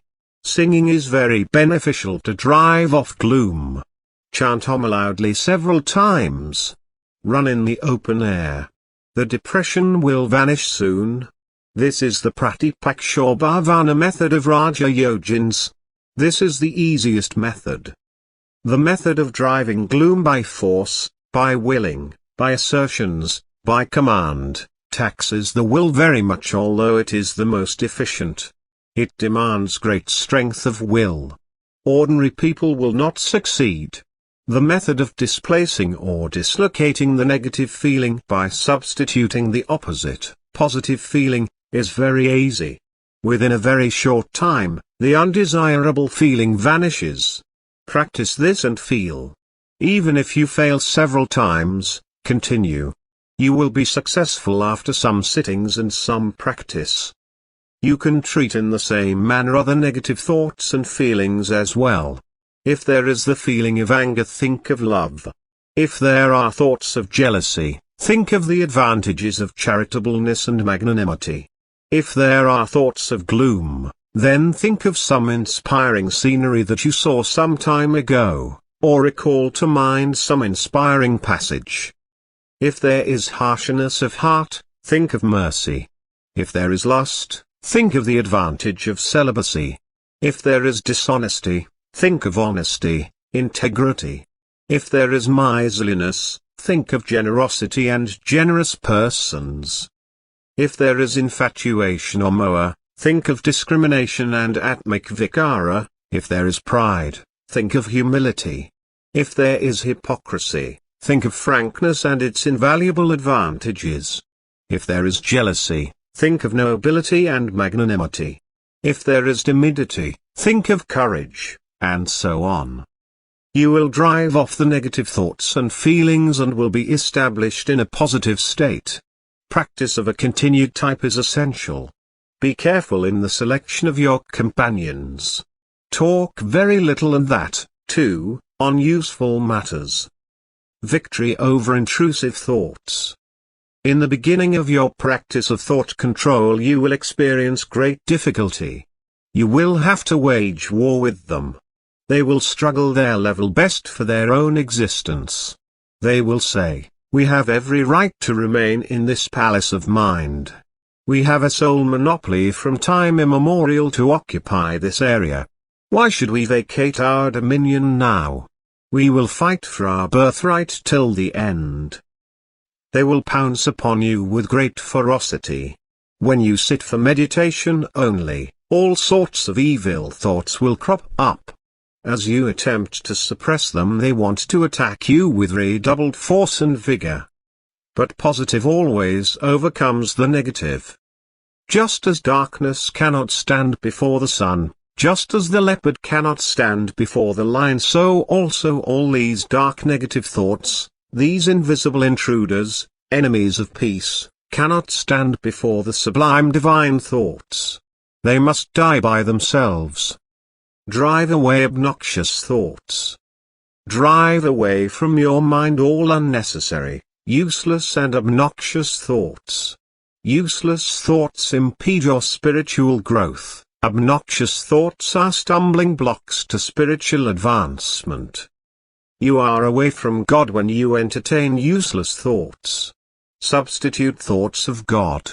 Entertain only thoughts that are helpful and useful. Useful thoughts are the stepping stones to spiritual growth and progress. Do not allow the mind to run into the old grooves and to have its own ways and habits. Be on the careful watch. If a pebble in our boot torments us, we expel it. We take off the boot and shake it out. Once the matter is fairly understood, it is just as easy to expel an intruding and obnoxious thought from the mind. About this there ought to be no doubt, no two opinions. The thing is obvious, clear and unmistakable.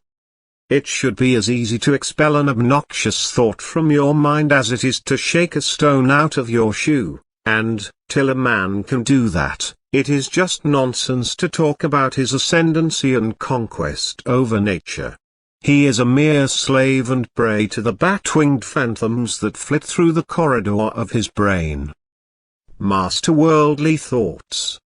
Worldly thoughts will trouble you a lot in the beginning of your new life of thought culture. They trouble you, also when you take to the practice of meditation and spiritual life. But, if you are regular in your cultivation of spiritual thoughts and in your meditation, these worldly thoughts will gradually die by themselves. Meditation is a fire to burn these thoughts. Do not try to drive all worldly thoughts. Entertain positive thoughts concerning the object of your meditation. Positively think of the lofty things. Watch your mind always very carefully.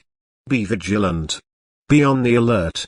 Do not allow waves of irritability, jealousy, anger, hatred, lust, to rise from the mind. These dark waves and worldly thoughts are enemies of meditation, peace and wisdom. Conquer them immediately by entertaining sublime divine thoughts. Worldly thoughts that have arisen may be destroyed by originating good thoughts and maintaining them by repeating any mantra or the name of the Lord, by thinking on any form of the Lord, by practice of pranayama, by singing the name of the Lord, by doing good actions, by thinking on the misery that arises from the worldly thoughts. When you attain a state of purity, no worldly thoughts will take their rise in your mind. Just as it is easy to check the intruder or enemy at the gate, so also it is easy to overcome a worldly thought as soon as it rises. Nip it in the bud. Do not allow it to strike a deep root. Conquer impure thoughts. When you are very busy in your daily work, you may not harbor any impure thought, but when you take rest and leave the mind blank, the impure thoughts will try to enter insidiously. You must be careful when the mind is relaxed. Thoughts gain strength by repetition. If you entertain an impure thought or good thought once, this impure thought or good thought has a tendency to recur again. Thoughts crowd together just as the birds of the same feather flock together. So also, if you entertain one impure thought, all sorts of impure thoughts join together and attack you. If you entertain any good thought, all good thoughts join together to help you. Subdue negative thoughts, learn to subdue, to purify, to order all your thoughts. Fight against all negative thoughts and doubts. Let sublime divine thoughts come to you from every side. Thoughts of depression, failure, weakness, darkness, doubts, fear, etc. are negative thoughts. Cultivate positive thoughts of strength, confidence, courage, cheerfulness. The negative thoughts will disappear. Fill the mind with divine thoughts, by japa, prayer, dhyana and study of holy books. Be indifferent to all negative and undivine thoughts. They will pass away. Do not struggle with them. Pray to God for strength. Read the lives of saints. Study the Bhagavata and the Ramayana.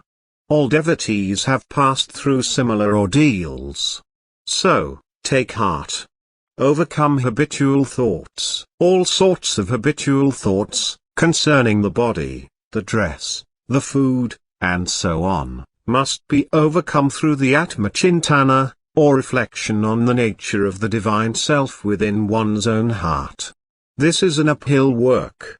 It demands patient, incessant practice and inner spiritual strength. Shrutis emphatically declare, this Atman cannot be obtained by weak persons. Sincere aspirants dedicate their whole being to contemplation of the eternal, having withdrawn their affection from the world of sense objects. Those who have destroyed the vasanas and host of habitual thoughts will enjoy their final beatitude in the Brahmic seat, replete with trust, quiescence and equality. They will have equal vision over all. This mischievous and powerful mind generates all pains and all fears, all sorts of diversities, heterogeneity, distinctions and dualities and destroys all noble, spiritual wealth. Slay this troublesome mind. When the seen and the sight merge into one another in the seer, then is the experience of Ananda, bliss. This is Turiya state. Then one sees the illimitable Jnana, Atman only everywhere. All sorts of distinctions and dualities vanish now entirely. Thoughts of attraction, and thoughts of repulsion, likes and dislikes, ragadvesha are annihilated in toto. Then the sage will not be conscious of the existence of the body, though working in it. He will never lose his control even amidst the many illusions of the world, like a woman who performs her household duties whilst her mind is engrossed in her paramour at a distance. The sage will always center his mind on Brahman. May you always be performing only those virtuous actions that will help you in the attainment of jnana, without any thought of worldly prosperity in the future. May you live drowned in the ocean of Brahmic delight, in a state of full illumination, having destroyed all dualities, distinctions and differences. Triumph over unimportant thoughts. Do not try to drive away the unimportant and irrelevant thoughts. The more you try, the more they will return, the more they will gain strength. You will tax your energy and will become indifferent. Fill the mind with divine thoughts. They will gradually vanish. Get yourself established in nirvikalpa samadhi through constant meditation. Removal of tension in the muscles of the body brings repose and calmness to the mind. By relaxation you give rest to the mind, tired nerves and the overworked muscles. You will get immense peace of mind, strength and vigor. When you practice relaxation of either body or mind, the brain should not be occupied with various sorts of loose extraneous thoughts. Anger, disappointment, failure, indisposition, misery, sorrow, quarrels cause internal mental strain. Expel them. Transform instinctive thoughts. Thinking is of four kinds, viz. Symbolic thinking, instinctive thinking, impulsive thinking and habitual thinking. Thinking through words is symbolic thinking. Instincts are more powerful than impulses. Thoughts of body, food, drink, bath, etc. are habitual thinking. You can stop easily symbolic thinking. It is difficult to stop instinctive and impulsive thinking. Mental poise and calmness may be brought about by the eradication of worry and anger. Fear really underlies both worry and anger. Be careful and thoughtful. All unnecessary worries should be avoided. Think of courage, joy, bliss, peace and cheerfulness. Sit for 15 minutes in a relaxed state in an easy, comfortable position. You can lie on an easy chair. Close your eyes. Withdraw the mind from outside objects. Still the mind. Silence the bubbling thoughts. Lessen the number of habitual thoughts. Generally, in untrained persons, 4 or 5 kinds of thoughts occupy the mind at a time. Household thoughts, business thoughts, thoughts of office, thoughts of body, thoughts of food and drink, hope and anticipation, some kind of planning to get money, some kind of thoughts of revenge, some habitual thoughts of answering calls of nature, bathing, etc. Occupy the mind at a time. When you are studying a book with interest at p.m., the idea of pleasure of witnessing a cricket match at p.m. disturbs your study every now and then. It is only a yogi, with one pointed mind, who can have only one thought at a time and can keep it as long as he likes. If you watch the mind carefully, you will find that many thoughts are inconsistent. The mind wanders at random aimlessly. There will be some thoughts of the body and its wants, some thoughts of friends, some thoughts of acquiring money, some thoughts of eating and drinking, some thoughts of your boyhood, etc. If you can study the mind and if you have consistent thoughts of one subject or one kind only to the exclusion of all other thoughts, this itself is a very great achievement, is a great step in advancement in thought control. Do not be discouraged. Gather inspirational thoughts. The goal of life is the attainment of divine consciousness. This goal is the realization that you are neither this perishable body nor that changing infinite mind, but you are all pure, ever free Atman. Remember always this inspiring thought, Unitya Sasvatoyam Purano, unborn, eternal, permanent is this ancient one. This is your real nature. You are not this little passing personality hooked on to a name and form. You are not Ramaswamy or Mukherjee or Mehta or Matthew or God or Apt. You have only fallen into this little delusion by an accident through some passing cloud of ignorance. Awake and realize that you are pure Atman. There is another wonderful Upanishadic inspirational thought. It is I sarvasyamidam sarvam, every content of the universe is throbbing with the life of the Lord. Smile with the flowers and the green grass. Smile with the shrubs, ferns and twigs. Develop friendship with all neighbors, dogs, cats, cows, human beings, trees, in fact, with all nature's creations. You will have a perfect and rich life. Reflect over illuminating thoughts. If you want to develop your thought power, if you want to build up your personality and become great, always keep with you some books of inspiring and illuminating thoughts.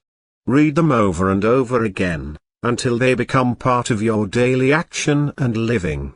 Here is a list of some illuminating thoughts, for reflection, ! A clean conscience makes a stout heart and a strong mind. ! Poverty is the elder brother of laziness. ! Knowledge of the self is the greatest treasure. Meditation is the key to knowledge. Right thoughts for wrong thoughts, thoughts of passion and lust, should be conquered by an earnest practice of Brahmacharya, by intense aspiration to realize the truth, to know God, by meditating on the great advantages of purity. Thoughts of hatred and anger should be controlled by generating thoughts of love, forgiveness, mercy, friendliness, peace, patience and non-violence. Pride and thoughts connected with pride must be controlled by a systematic mental examination of the value of cultivating humility. Thoughts of greed, grabbing and possessiveness should be dispelled by pursuit of honesty, disinterestedness, generosity, contentment and non-covetousness, nobility and magnanimity, complacency and greatness of heart, will help you get over all thoughts of narrowness, jealousy, meanness. Delusion and infatuation are best conquered by the development of discrimination. Vanity is overcome by a many-sided simplicity, arrogance by politeness. The gamut of thoughts. There are various kinds of thoughts. There are instinctive thoughts. There are visual thoughts. There are auditory thoughts, thinking in terms of hearing. There are symbolic thoughts, thinking in terms of symbols. Some thoughts are habitual. There are kinesthetic thoughts, thinking in terms of movement, as in playing a game. There are emotional thoughts. Thoughts change from the visual stage to auditory stage and from auditory to kinesthetic. There is intimate connection between thinking and respiration, as there is close relation between mind and prana. When the mind is concentrated, breathing becomes slow. If one thinks fast, the respiration also becomes fast. There is a thought-reading machine known as psychograph which registers correctly the type of thoughts. Mean thoughts and moral development. Uncontrolled thoughts are the roots of all evils. Each thought by itself is extremely weak, because the mind is generally distracted by countless and ever-varying thoughts. The more the thoughts are restrained, the more is the mind concentrated, and consequently the more does it gain in strength and power. It demands patient work to destroy mean and base thoughts, but the entertainment of sublime thoughts is the easiest and rapid method of destroying base thoughts. Ignorant of the laws of thoughts, the worldly-minded individual falls a prey to all sorts of thoughts, thoughts of hatred, anger, revenge, lust, and grows weak-willed, deficient in powers of discernment, and slave of the adverse subtle workings of the mind. The best method of gaining mental power is by entertaining sublime, noble and good thoughts, and through their aid controlling the dissipative, distractive, diversifying, worldly and base thoughts. When all evil thought harasses the mind, the best method of conquering it is by ignoring it. How can we ignore an evil thought? By forgetting it. How can we forget? By not indulging in it again, and also by not brooding over it. How can we prevent the mind from indulging in it again or brooding over it? By thinking of something very interesting, something sublime and inspiring. Ignore, forget, think of something inspiring. These three constitute the great sadhana for establishing mastery over evil thoughts. Chapter 7, Positive Methods for Thought Control. Thought control by practice of concentration. Silence the bubbling thoughts. Calm the surging emotions. Concentrate on a concrete form in the beginning.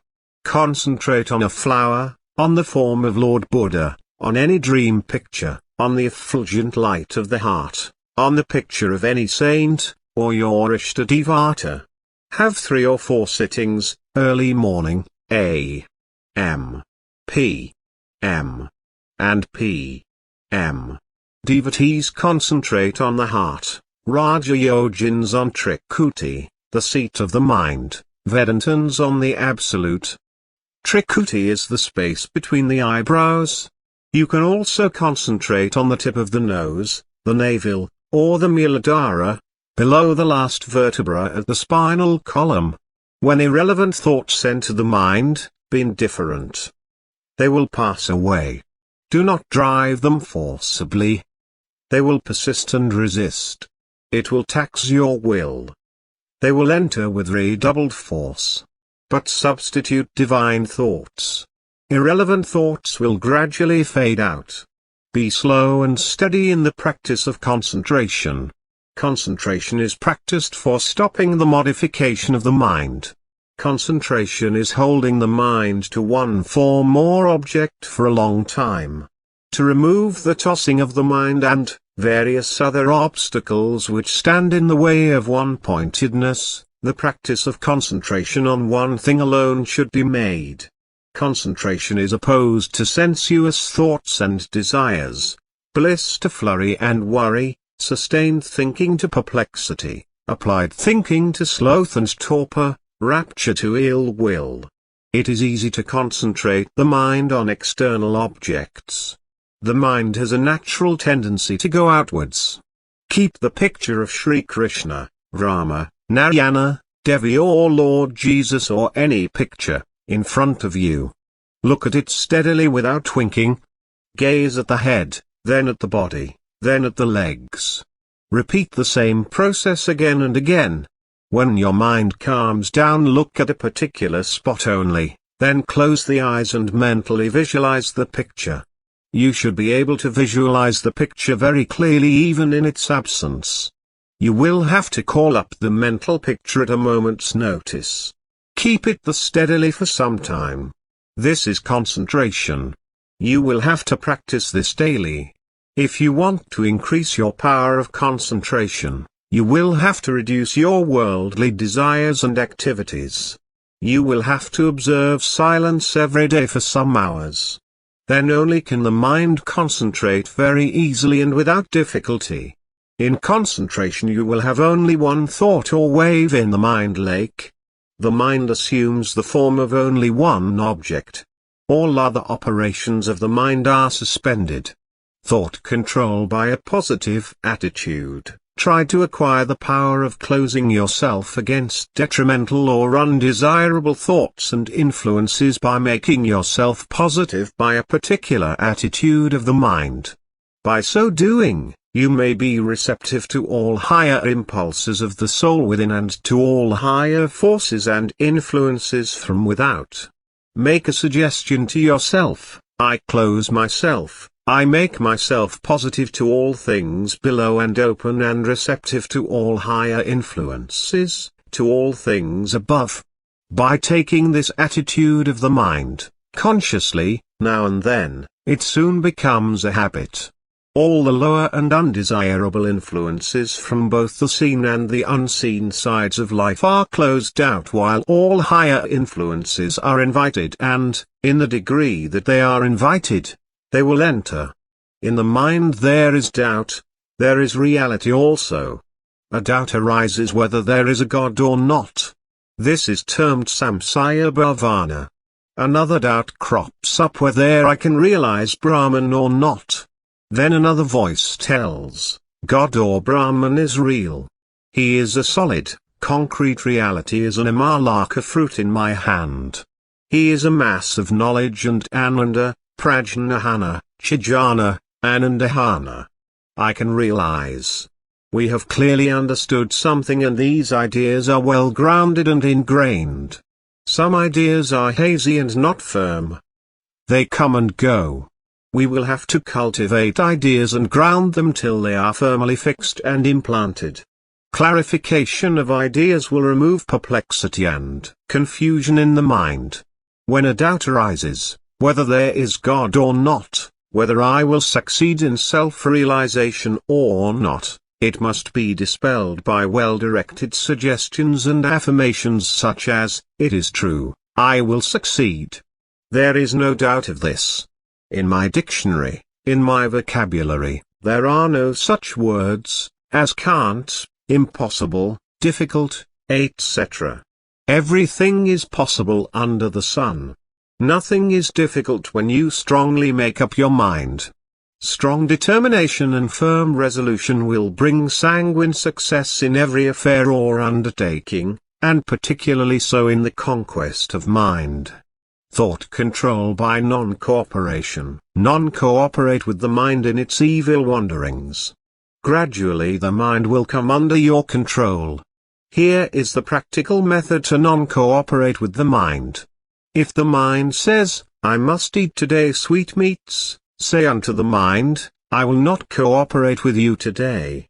I will not eat sweetmeats. I will eat only bread and dal. If the mind says, I must go to cinema, say unto the mind, I will attend the satsanga of Swami Sivananda and hear his discourses on the Upanishads. If the mind says, I must wear a silk shirt, Say unto the mind, I will not wear in future any silk clothing, I will wear only kata. This is the method to non-cooperate with the mind. Non-cooperation with the mind is swimming against the sensual currents. The mind will be thinned out and gradually it will become your obedient servant.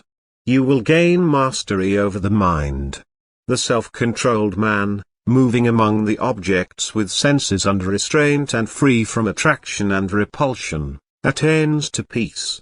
The mind and the senses are naturally endowed with the two currents of attraction and repulsion. Therefore, the mind and the senses like certain objects and dislike certain other objects.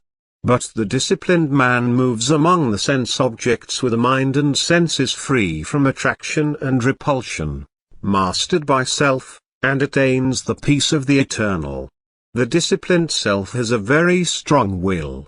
Therefore, the senses and mind obey his will. The disciplined self takes only those objects which are quite necessary for the maintenance of the body without any love or hatred. He never takes those objects which are forbidden by the sastras.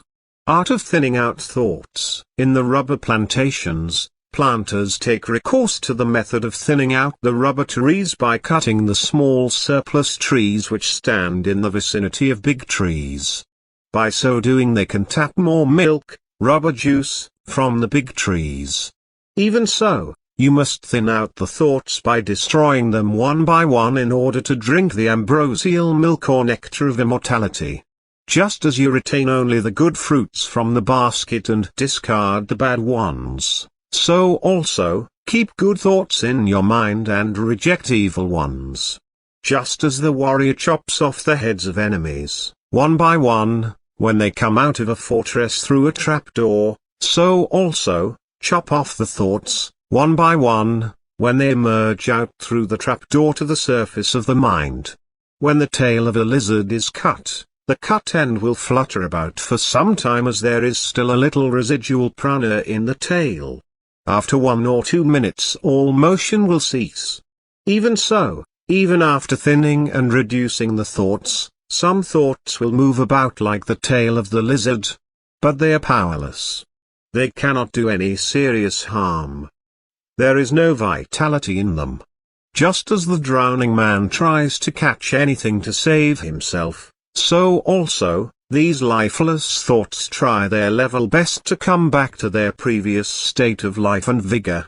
If you go on regularly with your daily practice of concentration and meditation, they will die by themselves like a gearless lamp. Passion, egoism, jealousy, pride and hatred are very deep-rooted. If you cut the branches of a tree, they grow again after some time. Even so, these thoughts that are suppressed or thinned out for some time, manifest again after some time. They should be completely rooted out by strenuous efforts, vikara, meditation, etc. Thought control by Napoleon's method. When you think on one subject, do not allow other thoughts to enter. When you think of a rose, think of the different kinds of roses only. Do not allow other thoughts to enter. When you think of mercy, think of mercy and mercy only. Do not think of forgiveness and tolerance. When you study the Gita, do not think of tea or a cricket match. Be wholly occupied with the subject on hand. Napoleon controlled his thoughts in this manner. When I want to think of things more pleasant, I close the cupboards of my mind revealing the more unpleasant things of life, and open up the cupboards containing the more pleasant thoughts. If I want to sleep, I close up all the cupboards of mind. Arrest the recurrence of evil thoughts. Suppose the evil thoughts stay in your mind for 12 hours and recur every third day. If you can make them stay for 10 hours and recur once in a week by daily practice of concentration and meditation, that is a decided improvement. If you continue your practice, the period of stay and recurrences will be gradually lessened. Eventually they will disappear altogether.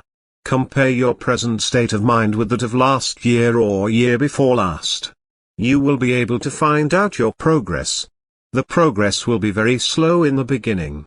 It will be difficult for you to gauge your growth and progress. Give the wrong thought no concession. At first a wrong thought enters the mind. Then you entertain a strong imagination. You take delight in dwelling on that wrong thought. You give consent to its stay in the mind, and gradually the wrong thought, when it is not resisted, takes a strong hold in your mind. Then it becomes very difficult to drive it off. The proverb goes, "Give rogue an inch and he will take an ell." This is true of wrong thoughts also. Nip the bad thought in its bud, just as you close your door or gate when a dog or an ass tries to come in, so also, close your mind before any evil thought can enter and produce an impression on your physical brain. You will become wise soon and attain eternal, infinite peace and bliss. Wipe out lust, greed and egoism. Entertain only pure holy thoughts. This is an uphill task, a difficult task. You will have to practice it. You will succeed in your attempt after some time. Destruction of one bad thought will give you strength to annihilate other thoughts and will develop your soul force or willpower. Never despair though you may fail in crushing a bad thought. No pains, no gains. Inner spiritual strength will gradually manifest in you. You can feel this. Spiritual practice for elimination of evil thoughts. Your mind will sometimes shudder when evil thoughts enter your mind. This is a sign of your spiritual progress. You are growing spiritually. You will be much tormented when you think of your evil actions committed in the past. This is also a sign of your spiritual upheaval. You will not repeat now the same actions. Your mind will tremble. Your body will quiver whenever a wrong thought of some evil action urges you to do the same act through force of habit. Continue your meditation with full vigor and earnestness. All memories of evil actions, all evil thoughts, all evil promptings of Satan, will die by themselves. You will be established in perfect purity and peace. In the beginning all sorts of evil thoughts will arise in your mind as soon as you sit for meditation. Why does this happen during meditation, when you attempt to entertain pure thoughts? Aspirants leave their spiritual practice of meditation on account of this. If you try to drive a monkey, it attempts to pounce upon you in vengeance. Even so, the old evil thoughts try to attack you revengefully and with redoubled force at the time when you try to raise good, divine thoughts. Your enemy endeavors to resist you vehemently when you try to eject him out of your house. There is a law of resistance in nature. The old evil thoughts assert and say, "Oh man! Do not be cruel. You have allowed us to stay in your mental factory from time immemorial. We have every right to abide here. We have helped you up to this time in all your evil actions. Why do you want to oust us from our dwelling place? We will not vacate our abode. Do not be discouraged. Go on with your practice of meditation regularly. These evil thoughts will be thinned out. Eventually they will all perish. Positive always overcomes negative. This is the law of nature. Negative evil thoughts cannot stand before positive good thoughts. Courage overcomes fear. Patience overcomes anger and irritability. Love overcomes hatred. Purity overcomes lust. The very fact that you feel uneasy now when an evil thought comes to the surface of the mind during meditation indicates that you are growing in spirituality. In the past you consciously harbored all sorts of evil thoughts. You welcomed and nourished them. Persist in your spiritual practices. Be tenacious and diligent. You are bound to succeed. Even a dull type of aspirant will notice a marvelous change in him if he keeps up the practice of japa and meditation for 4 years in a continuous stream. Now he cannot leave the practice. Even if he stops his practice of meditation for a day, he will actually feel that he has lost something on that day. His mind will be quite uneasy. Best remedies for evil thoughts. When the mind is vacant, evil thoughts try to enter. Evil thinking is the beginning or starting point of adultery. Through a lustful look only, you have already committed adultery in the heart. Mental actions are the real actions. Remember this. God judges a man by his motives, worldly people judge a man by his external physical actions. You will have to look to the motive of the man. Then you will not be mistaken. Keep the mind fully occupied. Then evil thoughts will not enter.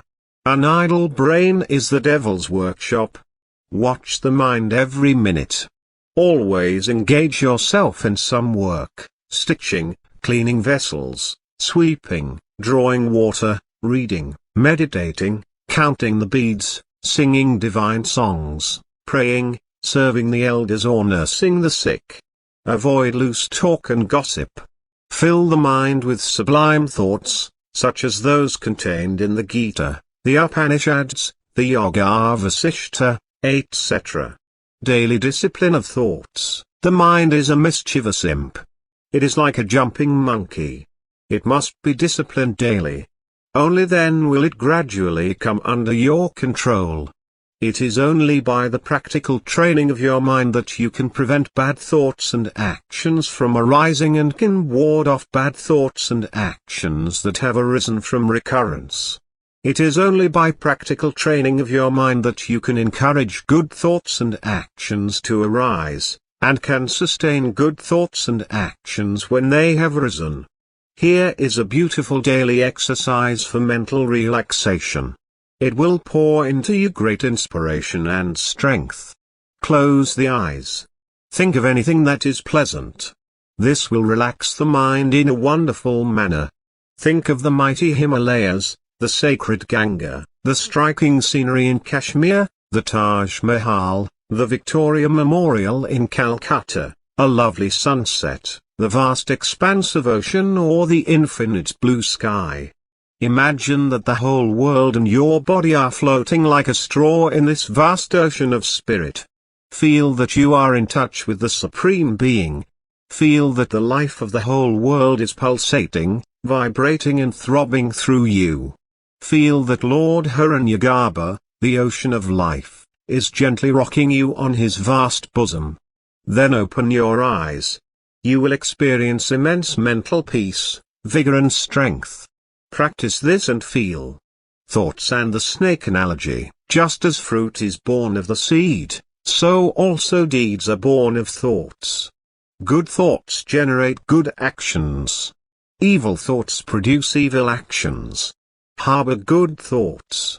Repel evil thoughts. If you cultivate good thoughts by satsanga, study of religious books, prayer, etc., evil thoughts will die by themselves. Just as you remove at once the pebble in your shoe that troubles you, so also, you must be able to remove at once any tormenting thought from your mind. Only then have you gained sufficient strength in the control of thought. Only then have you attained some real progress in the spiritual path. When you give a blow on the head of a snake with a stick and crush its head, it remains absolutely motionless for some time. You think it is dead. All of a sudden it raises its head and runs away. Even so, the thoughts that were once crushed and suppressed by you regain strength and raise their heads. They must be destroyed totally beyond resurrection. World conquest by thought conquest. Control the thoughts or sankalpas. Avoid imagination or daydreaming. The mind will be annihilated. Extinction of sankalpas alone is moksha or release. The mind is destroyed when there is no imagination. The experience of the world illusion is due to your imagination. It vanishes away when imagination is completely stopped. Victory over thoughts is really a victory over all imitations, weakness, ignorance and death. The inner war with the mind is more terrible than the outer war with the machine guns. Conquest of thoughts is more difficult than the conquest of the world by the force of arms. Conquer your thoughts and you would conquer the world. Form a divine channel for thought force. Thoughts generally flow with ease towards external objects. The mind can very easily think of worldly objects. It is its svabhava. Mental force can easily flow in the old grooves and avenues of mundane thoughts. It finds it extremely difficult to think of God. It is an uphill work for a samsaric mind of vyavihara. The difficulty in weaning the mind from worldly thoughts, from external objects, and fixing it on God is the same as in making the Ganga flow towards Gangotri instead of its natural flow towards Gangasagar. It is like rowing against the current of the Yamuna. Still, through strenuous efforts and tirga it must be trained to flow towards God, much against its will, if you want to free yourself from birth and death. There is no other go if you want to escape from worldly miseries and tribulations. Role of vigilance in thought control. It is very difficult to fix the mind on one thought in the beginning. Diminish the number of thoughts. Try to think of only one subject.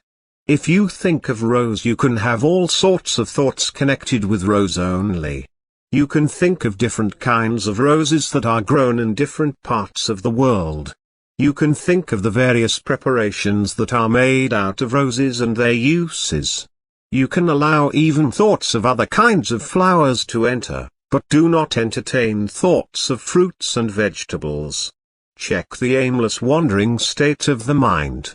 Do not have thoughts at random when you think of rose. Gradually you can fix the mind on one thought only. You will have to discipline the mind daily. Eternal vigilance is needed in thought control. Watch and spiritualize your thoughts. Watch the thoughts. Control the thoughts. Be a witness of your thoughts. Rise above thoughts and dwell in that pure consciousness where there is no thought. The subtle impressions, tendencies, desires and passions lying in the depths of the subconscious have a tremendous effect on your conscious life. They should be purified and sublimated. They must be given a spiritual turn. Hear what is auspicious. Behold what is auspicious. Think what is auspicious. Talk what is auspicious. Meditate what is auspicious. Understand what is auspicious. Know what is auspicious. Fear, strong dislike, buried hatred, prejudice, intolerance, anger, lust, disturb the action of the subconscious mind. Cultivate virtues. Purify and strengthen the subconscious mind. Desire, greed, etc. Enslave and obscure mind which must be freed and restored to its pristine purity, to reflect truth and practice meditation. The lower impulses belong to the physical body and the mental plane. When the mind does not function owing to the absence of vasanas, mental impressions and subtle desires, then arises the state of mananasa or annihilation of the mind. Chapter 8. The Patterns of Thought Culture, Discrimination and Inner Mental Culture. Whenever desires crop in your mind, do not try to fulfill them.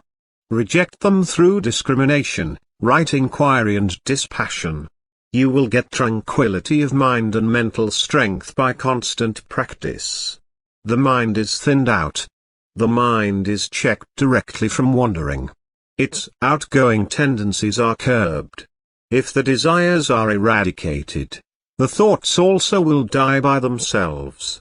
The mind is detached from the manifold sense objects by continually observing their defects and is fixed on Brahman. In the practice of Sama, the 5 jnana indriyas or organs of knowledge, viz. Ear, skin, eye, tongue and nose are also controlled. Sama is serenity of mind produced by the constant eradication of vasanas or desires. Unwholesome thoughts and self-watchfulness. Fully realize for yourself the grave and ruinous consequences of evil thoughts. This will set you on your guard when the evil thoughts would come. The moment they come, exert yourself or divert the mind to some other object of divine thoughts, prayer or japa. A real earnestness to drive away the evil thoughts will keep you on the alert, so much so that even if they appear in dream you will at once wake up. Should the enemy appear when you are awake, it will not be very difficult for you to cope with him, if only you are sufficiently watchful.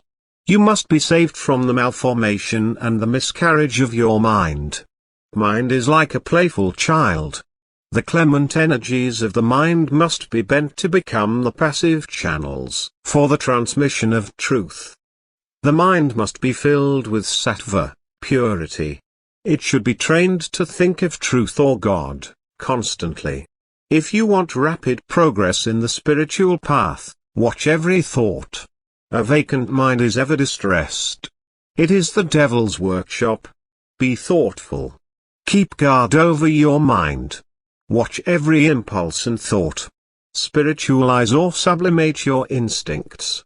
Evil thought is the most dangerous thief. Slay this thief with the sword of wisdom. Generate daily new divine vibrations or thought waves in your mind. Make your thought pure, strong, sublime and definite. You will gain immense spiritual strength and peace. Every thought must be constructive and noble.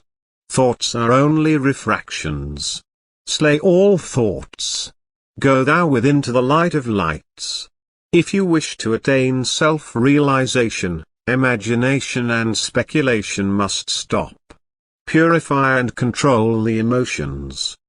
Beneath your conscious life, there is a very wide region of subconscious life. All habits originate from the subconscious plane. Subconscious life is more powerful than your ordinary life of objective consciousness. Through the practice of yoga you can modify, control and influence the subconscious depths. Take one evil trait. Meditate on its opposite virtue every morning.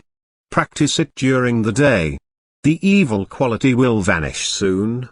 Meditate on mercy in the morning and practice it during the day. You will soon develop mercy.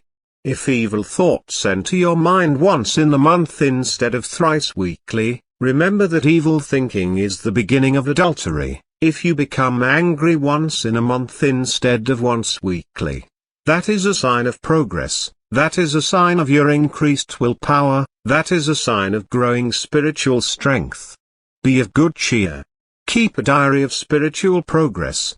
Self-development by yogic thought culture. The supraphysical phenomena occurring in the practice of yoga and the practitioner's experience on subtler planes are viewed with suspicion and regarded as mere oriental magic. Yoga is neither fanciful nor does it contain anything abnormal. It aims at the integral development of all faculties in man. It is the time-tested, rational way to a fuller and more blessed life that will naturally be followed by one and all in the world of tomorrow. All methods of yoga have ethical training and moral perfection as their basis.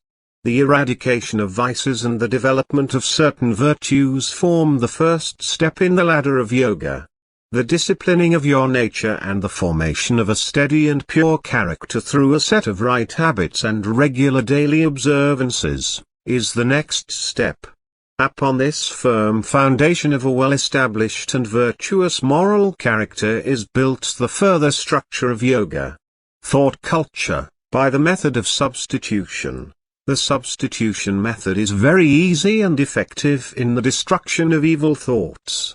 Cultivate positive virtuous thoughts of mercy, love, purity, forgiveness, integrity, generosity and humility in the garden of your mind. The negative vicious thoughts of hatred, lust, anger, greed, pride will die by themselves. It is difficult to destroy the evil thoughts by attacking them directly. You will have to tax your will and waste your energy. Spiritual methods for thought culture. If you think again and again of an impure thing, it gains new strength. It gets the force of momentum. You must drive it immediately. If you find it difficult to do so, entertain counter thoughts of God. Cultivate sublime and elevating thoughts. Evil thoughts will die by themselves. A noble thought is a potent antidote to counteract an evil thought. This is easier than the former method.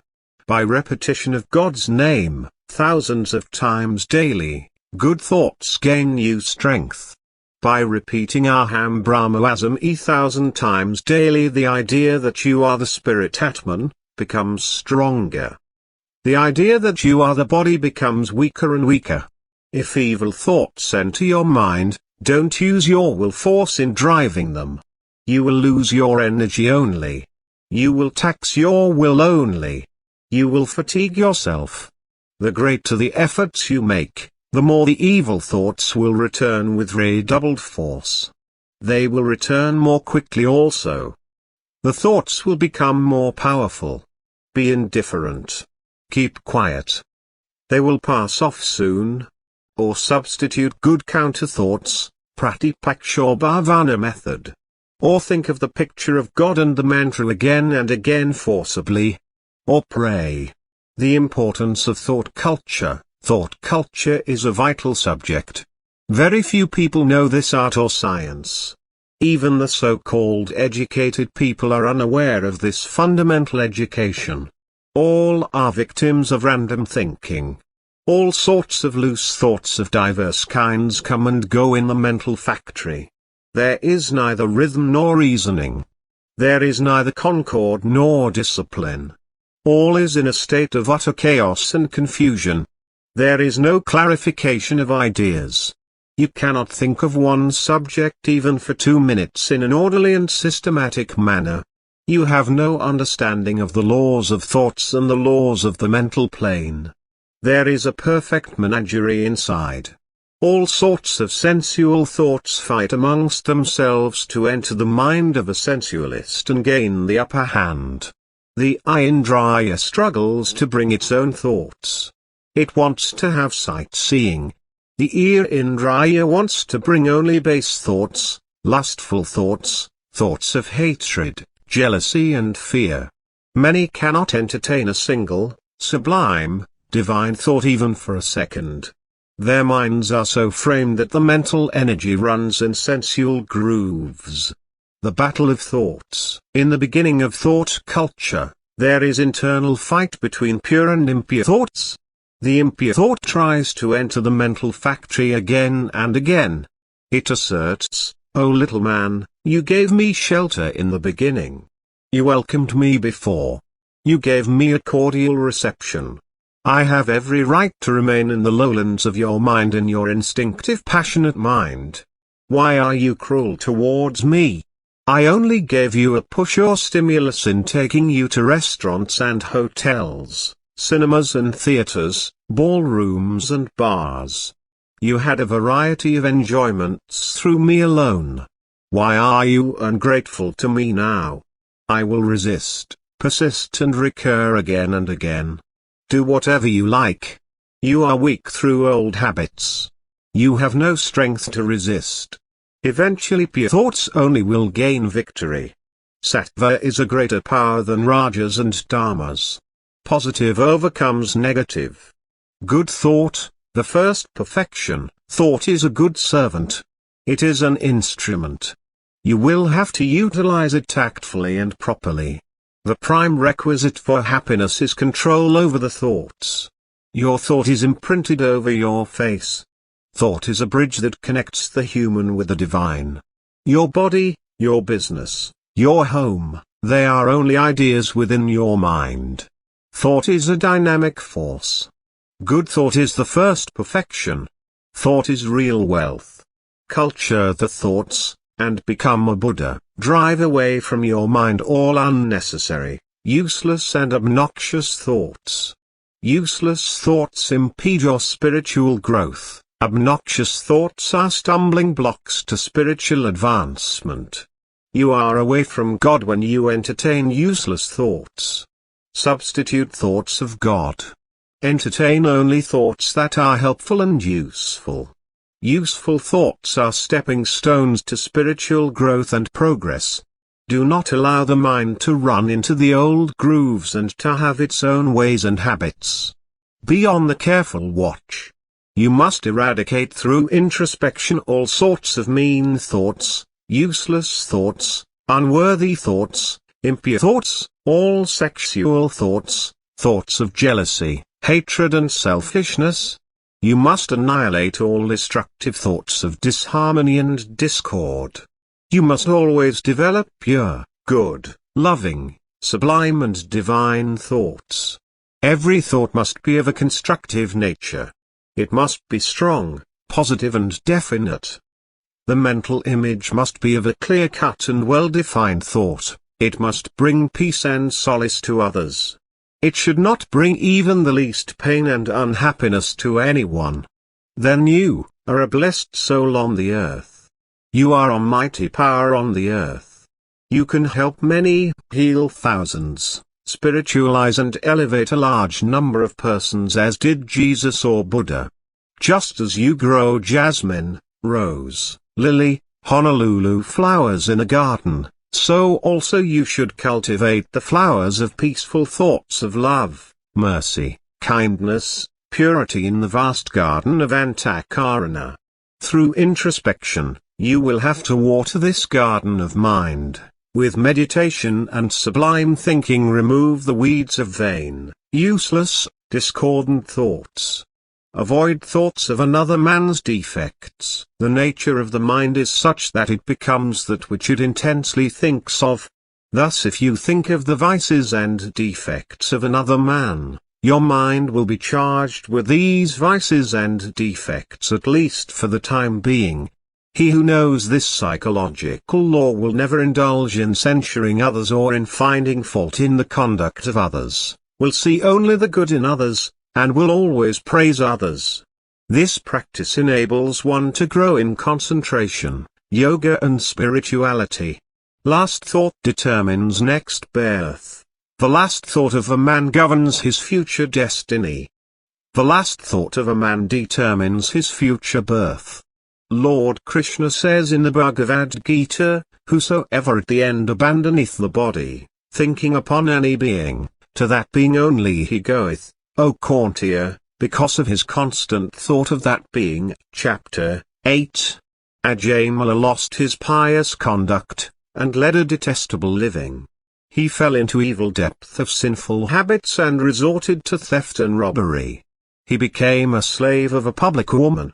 He became the father of 10 children, the last of whom was called Narayana.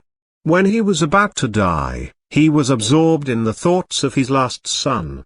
3 fearful messengers of death advanced towards Ajamala. Ajamala cried aloud in great distress the last son's name Narayana. On a mere mention of the name of Narayana, the attendants of Lord Hari came speedily along and obstructed the messengers of death. They took him to Vaikuntha, or the world of Vishnu. The soul of Sisupala entered the Supreme Lord with an effulgent spark of ineffable glory and magnificence. This vile Sisupala spent his lifetime in reviling Lord Krishna, and then he entered the Lord. The worm on the wall when stung by the wasp changes into the form of the latter.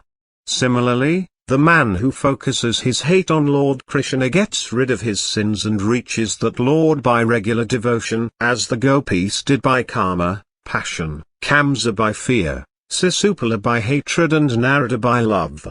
Lord Krishna says in the Gita, "Whoever constantly thinks of me intensely and with one pointed mind, to such steadfast yogin, I am easily attainable, and having thus reached me and merged in me, he is not born again in the fleeting world of woe and misery."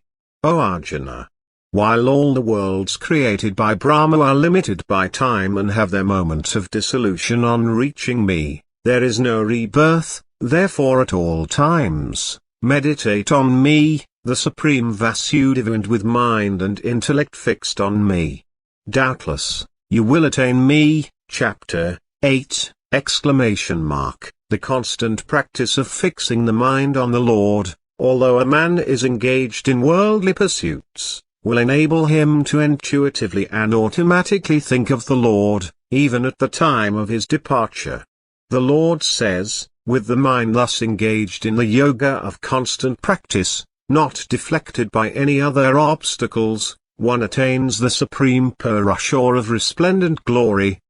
The Lord further says, at the time of death, He who thinks of my real being as the Supreme Lord Shri Krishna or Narayana, leaves the body and verily reaches my being.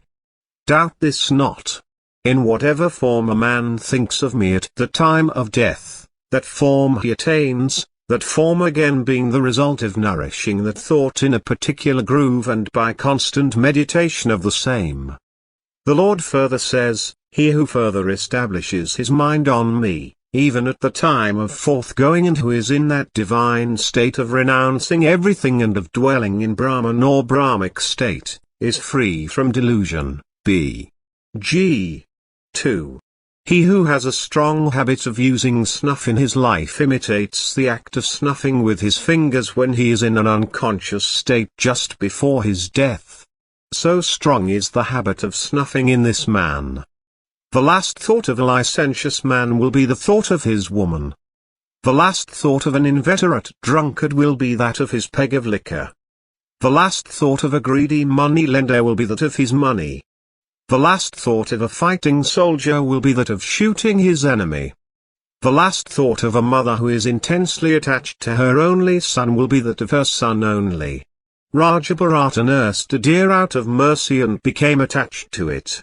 His last thought was the thought of that deer. Hence he had to take the birth of a deer, but he had memory of his last birth as he was an advanced soul.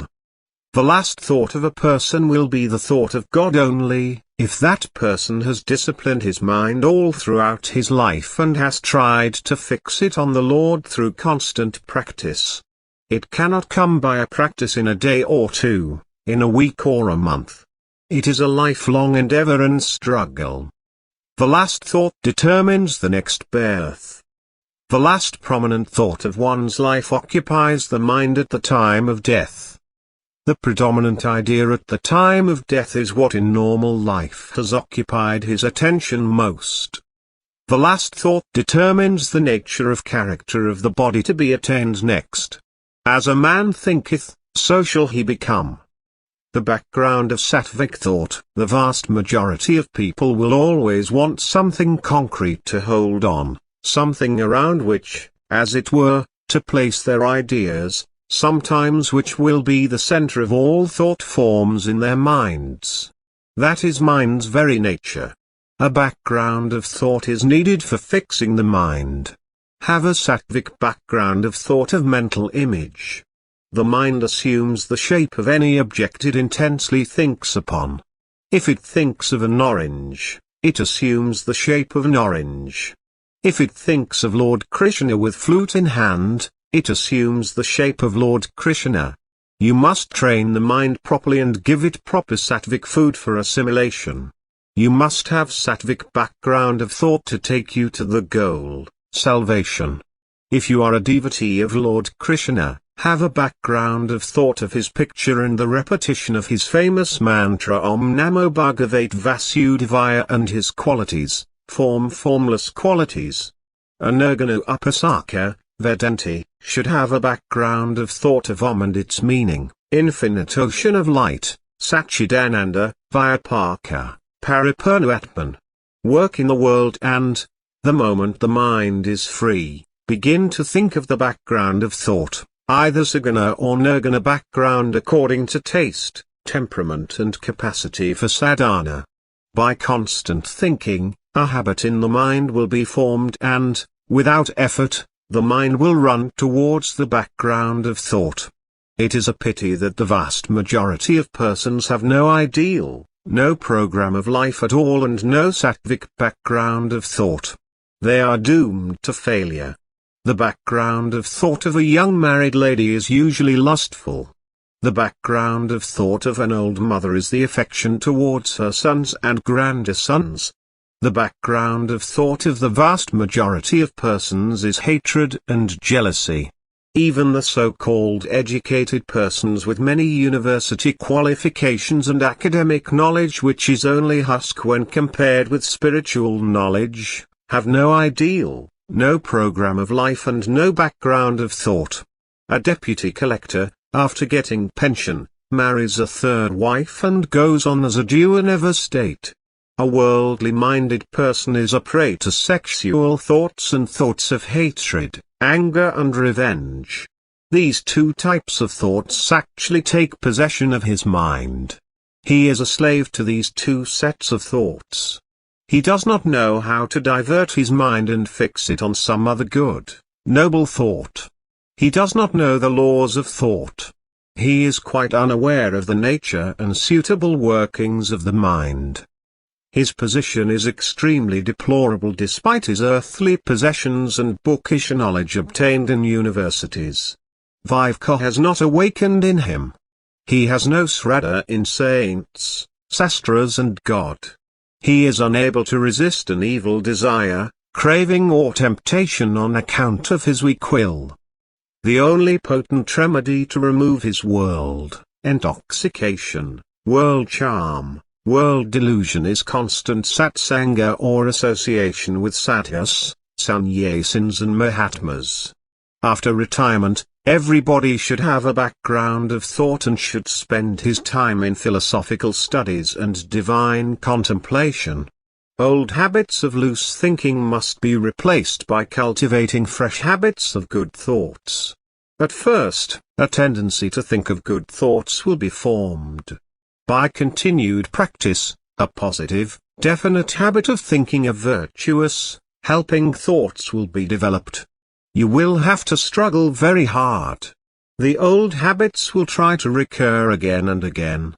Till you are firmly established in the habit of thinking of good thoughts only, you will have to fill the mind again and again with sattvic thoughts, divine thoughts, thoughts of the Gita, Lord Krishna, Lord Rama, Upanishads, etc. New grooves and avenues will be formed now. Just as a gramophone needle cuts a small groove in the plate, sattvic thinking will cut new healthy grooves in the mind and brain. New samskaras will be formed.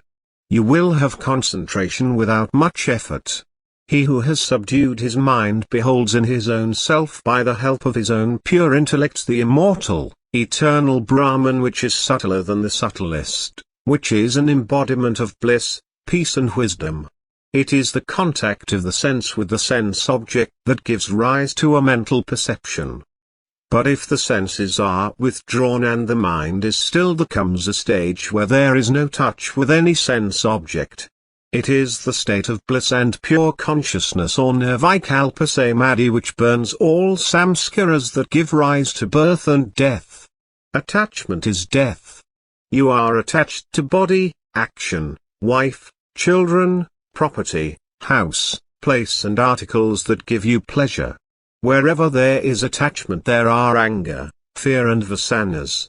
Attachment leads to bondage. If you want to attain God realization you must get rid of all sorts of attachment. The first step in detachment is to be detached from the body with which you feel so much identified. The Sanskrit word for the self is Atman. Atman is derived from the root at which means to go always. Atman thus means that which evolves itself always into names and forms of the universe in order to realize his real, essential nature which is existence, consciousness, bliss absolute. The pure consciousness and freedom of thoughts. Through constant and intense practice of yoga and jnana sadhana, you can become waveless, thought-free. The waveless yogi helps the world more than the man on the platform. Ordinary people can hardly grasp this point. When you are waveless you actually permeate and pervade every atom of the universe, purify and elevate the whole world. The names of waveless jnanis such as Jadabharatu and Vamadeva are even now remembered. They never published books. They never made disciples. Yet, what a tremendous influence these waveless jnanis had produced on the minds of the people. You can attain jnana only if you are free from sensuous desires and immoral mental states. Aloofness of body from sensuous objects and aloofness of mind from immoral states of mind are needed for the attainment of jnana. Then only will divine light descend. Just as a bungalow is cleaned of cobwebs and the garden, of all its weeds for the reception of the viceroy, the mental palace should be cleansed of all vices, desires and immoral states for the reception of the holy Brahman, the viceroy of viceroys. When a desire arises in the mind, a worldling welcomes it and tries to fulfill it, but an aspirant renounces it immediately through viveka. Wise people consider even spark of desire as a very great evil. Therefore they will not entertain any kind of desire. They will be ever delightful in Atman only. Thinking starts the process of creation. Thinking means externalization or objectification. Thinking means differentiation, quality and multiplicity. Thinking is samsara. Thinking causes identification with the body. Thinking causes I-ness and mine-ness. Thinking causes time, space, etc. Stop this thinking through vairagya and abhyasa, and merge yourself in the pure consciousness. Where there is no thinking or sankalpa, there is absolution or jivanmukti. Chapter 9, From Thoughts to Thought Transcendence. Thoughts and life. Man thinks of sensual objects and gets attached to them. He thinks that fruits are very good for the body. He exerts to possess them. Then he actually possesses and enjoys them. He now clings to the fruits. He develops a habit of taking fruits now, and when he fails to obtain them any day, he gets pain. From thinking comes attachment. From attachment desire is born. From desire proceeds anger. Anger arises when desire is frustrated by some cause or the other. From anger arises delusion. From delusion, failure of memory. From failure of memory, loss of intellect. From a loss of intellect man is totally ruined. If you want to attain everlasting peace, do not think of objects, but think always of the immortal blissful Atman alone. Desires by themselves are harmless. They are galvanized by the power of thought. Then only they do much havoc. Man muses or thinks on the objects of the senses. He imagines that he will get a great deal of pleasure from them. This imagination excites the desires. This power of imagination operates with the desires. Then the desires are invigorated or vitalized. They attack the deluded jiva vehemently. Thoughts and character. Man is not a creature of circumstances. His thoughts are the architects of his circumstances. A man of character builds a life out of circumstances. He steadily perseveres and plods. He does not look back. He marches forward bravely. He is not afraid of obstacles. He never frets and fumes. He never gets discouraged and disappointed. He is full of vigor, energy, vim and vitality. He is ever zealous and enthusiastic. Thoughts are the bricks with which character is built. Character is not born. It is formed. Determination to build definite character in life is needed. This must be followed up with persistent striving. Build your character, you can shape your life. Character is power, it is influence, it makes friends. It draws patronage and support. It creates friends and funds. It opens a sure and easy way to wealth, honor, success and happiness. Character is the determining factor in victory and defeat, success and failure, and in all the issues of life. A man of good character enjoys life herein and hereafter. Small kind acts, small courtesies, small consideration, small benevolence, habitually practiced in your social intercourse give a great charm to your character than great platform lectures, discourses, oration, exhibition of talents, etc. Strong character is formed by strong and noble thinking. A good character is the fruition of personal exertion. It is the result of one's own endeavors. It is not wealth or power, nor is it mere intellect that governs the world. It is moral character associated with moral excellence that really rules the entire universe. Nothing in this world, wealth, name, fame, victory, is worth a fig or a straw, without character.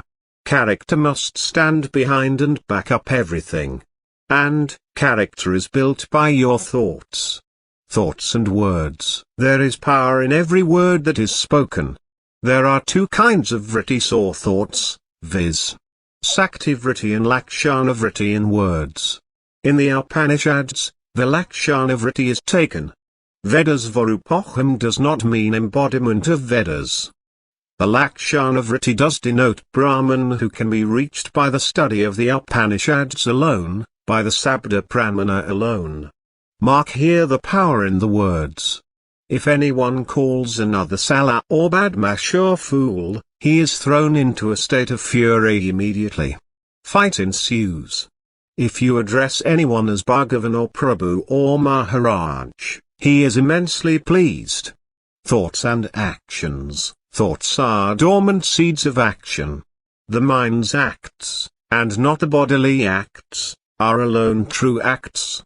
It is the actions of the mind that are truly termed karmas. Thought and act are interdependent. There is no such thing as mind apart from thought. Thoughts constitute the mind. Words are nothing but the outward expressions of thoughts which are imperceptible. Actions are caused by feelings of desire and aversion, likes and dislikes. These feelings are caused by the fact that you attribute a pleasurable or painful nature to objects. Thought is finite. It is inadequate to express even temporal processes, not to speak of the absolute which is inexpressible. The body with its organs is no other than the mind. Thoughts, peace, and strength, fewer the desires, lesser the thoughts. Become absolutely desireless. The wheel of mind will stop entirely. If you reduce your wants, if you do not try to fulfill your desires, if you try to eradicate your desires one by one, your thoughts will diminish in frequency and length. The number of thoughts also per minute will diminish. Fewer the thoughts, greater the peace. Remember this always. A wealthy man who is engaged in speculation in a big city and who has a large number of thoughts has a restless mind in spite of his comforts, whereas a sadhu who lives in the cave of the Himalayas and who is practicing thought control is very happy in spite of his poverty. Fewer the thoughts, greater the mental strength and concentration. Suppose that the average number of thoughts that pass through your brain within 1 hour is 100. If you succeed in reducing it, by constant practice of concentration and meditation, to 90, you have gained 10% of the power of concentration of mind. Every thought that is reduced adds strength and peace to the mind. Reduction of even one thought will give mental strength and peace of mind. You may not be able to feel this in the beginning as you do not possess a subtle intellect. But there is a spiritual thermometer inside to register the reduction of even a single thought. If you reduce one thought, the mental strength that you have gained by this reduction will help you to reduce the second thought easily. Thought, energy, and sacred thoughts. Thought is a finer manifestation of being than ether or energy. You think, because you share the universal thought. Thought is both force and motion. Thought is dynamic. Thought moves. Thought decides the future. As you think, so you become. Thought makes a saint or a sinner. Thought can shape a man. Think that you are Brahman and Brahman you become. Sacred thoughts generate and sustain divine thoughts. Thoughts of hatred interfere with the inner harmony of the heart. Every useless thought is wastage of energy. Useless thoughts are obstacles to spiritual growth. Every thought must have a definite purpose.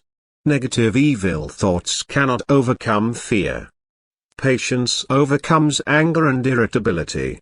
Love overcomes hatred. Purity overcomes lust. Mind is not daily made, in every minute it changes its color and shape. Thoughts that bind, through its power of differentiation. Mind generates this universe. The expansion of the mind's thoughts towards sensual objects is bondage. The abandoning of the thoughts constitutes liberation. The mind creates, at the outset, unattachment for the body and sense objects, and binds the man through this attachment. The attachment is due to the force of rajas. Sattva brings non-attachment and infuses in the mind discrimination and renunciation. It is the rajasic mind that causes the ideas I and mine and the difference of body, caste, creed, color, order of life, etc.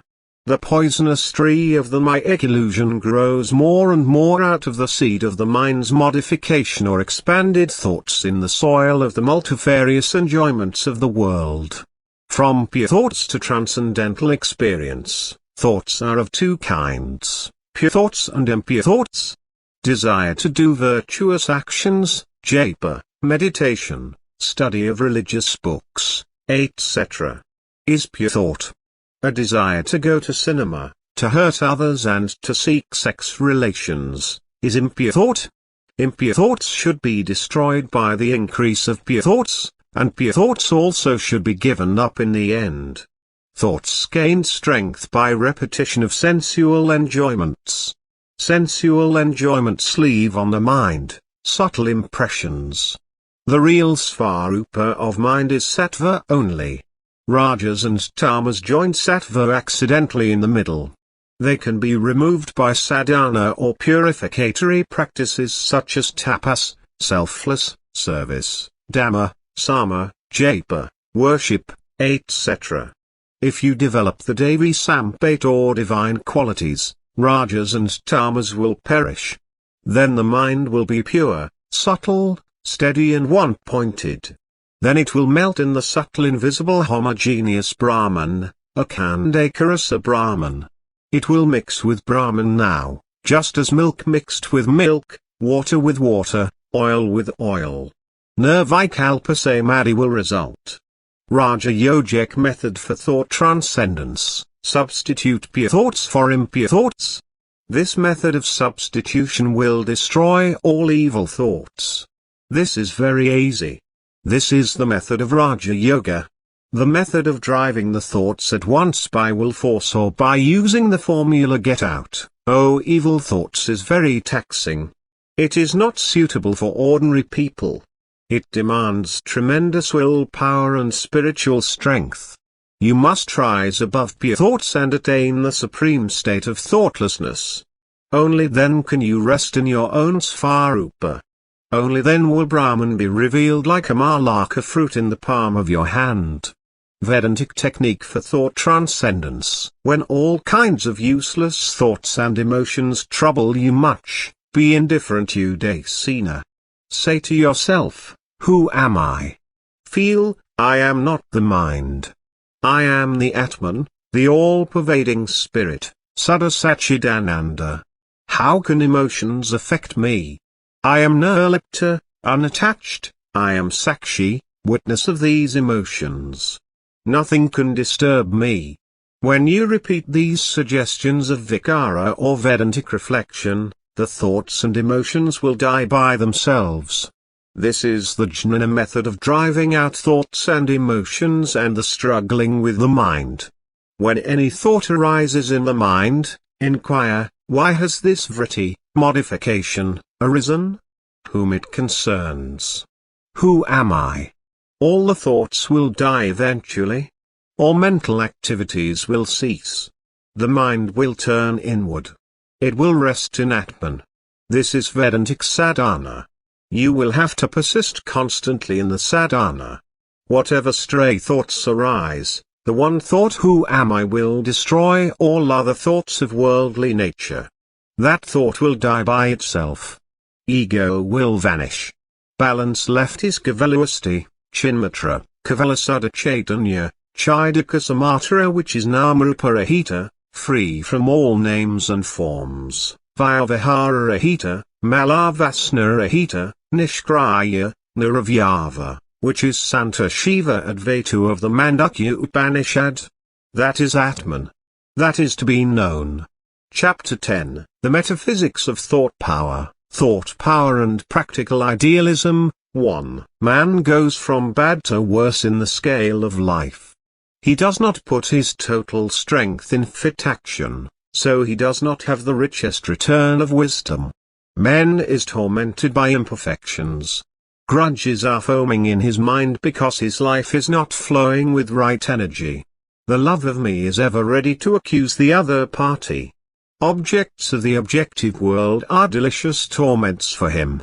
Still the man wants to stand on the firm basis of personal feelings. Torn by his personal passions, he is unable to establish proper and harmonious relations with others.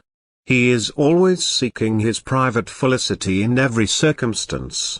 Altar of Truth demands the oblations of mental rigidity, harshness, self-assertion, eccentricity and egoism. Train yourself for that truth which knows no partiality, no sex, no wandering gleam, O man. There is stain of error in daily experiences of man. That is why his life is defaced and disfigured.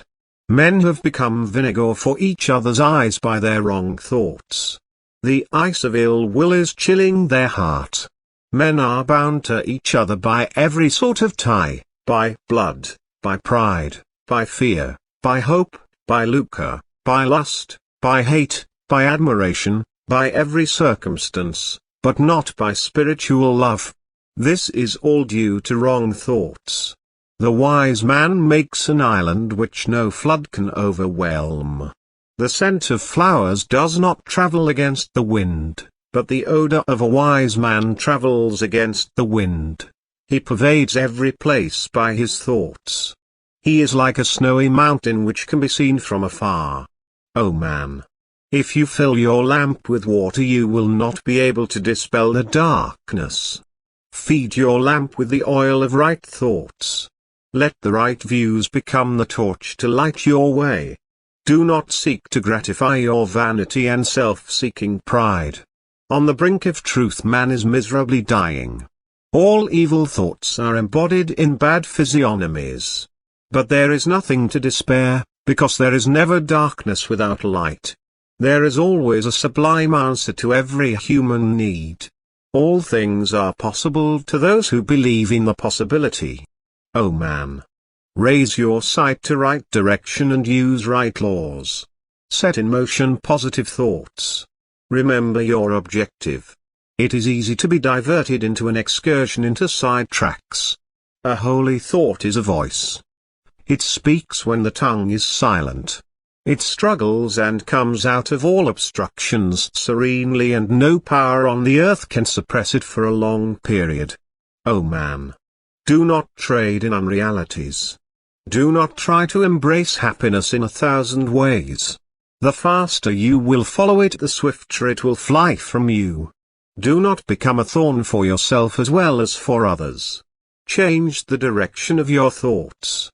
Scrutinize your thoughts.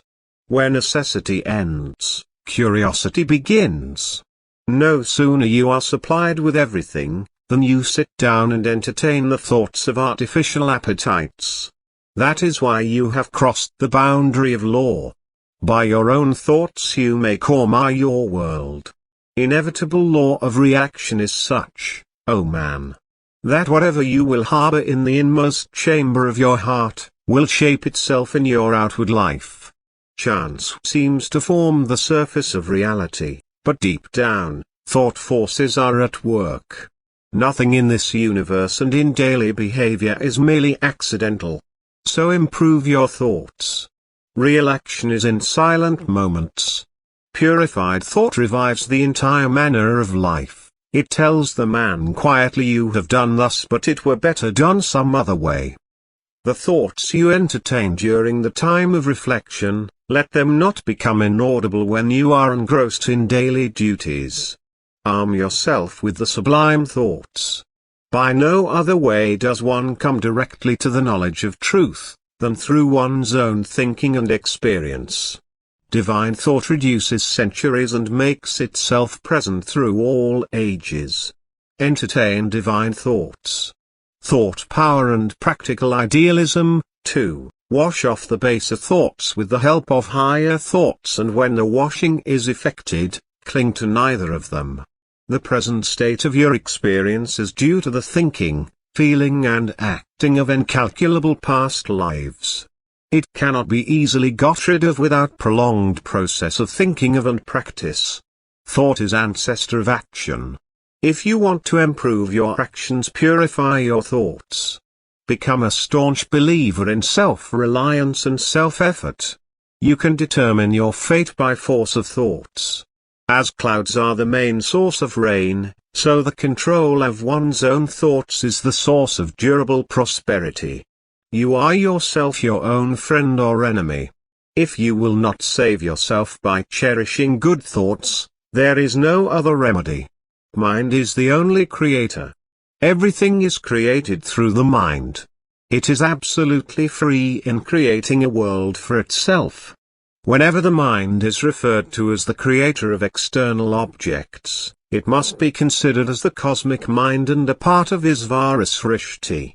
Whenever the mind is referred to in relation to psychological functions such as love and hatred, etc., it must be considered as the individual mind and as a part of Jiva Srishti.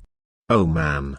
The real God lives in your heart, and the only way to worship the real God residing within the temple of your body is by your own sublime thoughts. Stop the psychological functions of your mind and see value only in sublime thoughts. The nature of things around you is as you think it to be. Your life is what you make it by your thoughts.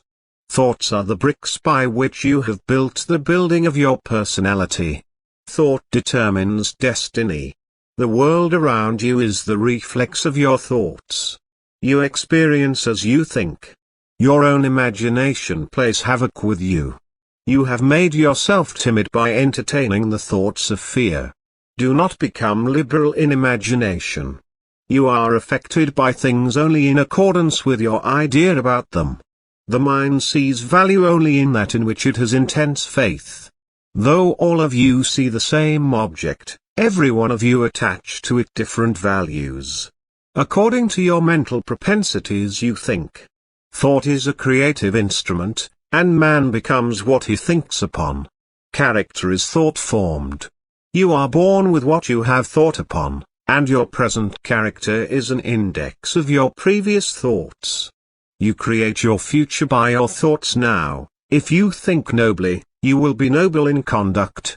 If you think basely, no environment will make you different. Thus, thoughts and actions are interdependent.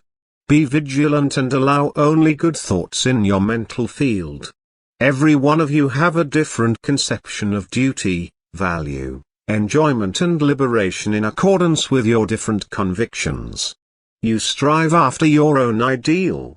You work in accordance with your long-standing and intensified thought and belief. You accomplish and achieve the object of your own desire. Do not let your mind become denser and denser by allowing it to be engrossed in gross forms.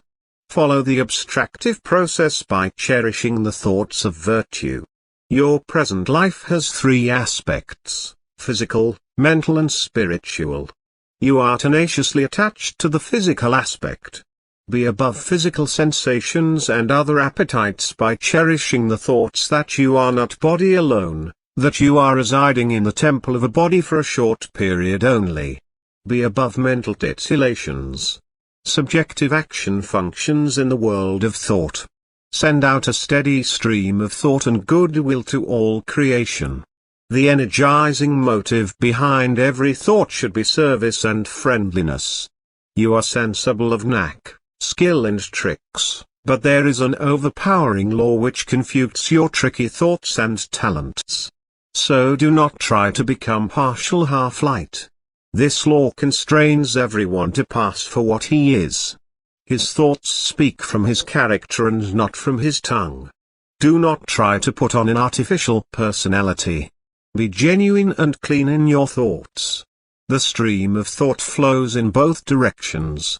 When it is flowing towards good, it makes for freedom and knowledge. When it is flowing towards the whirlpool of existence, downward towards non-discrimination, it is then flowing towards evil. The thinking faculty reaches its summit in light when it acts according to ethical rules. You are the center of individual willing, individual thinking, and individual feeling. The enchantment of time and place presents before you heavenly scenes which vanish like optical illusions.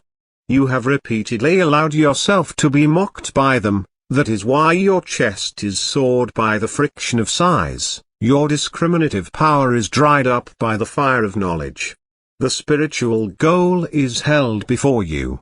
How quickly or how slowly you move towards it, will depend on your thoughts. Stand united with your higher thoughts. You will achieve that goal which is bought by many failures. Become a non-seeker of personal ends and glory. Death will not easily come near you, if you will not wear on your bosom a necklace of vicious thoughts.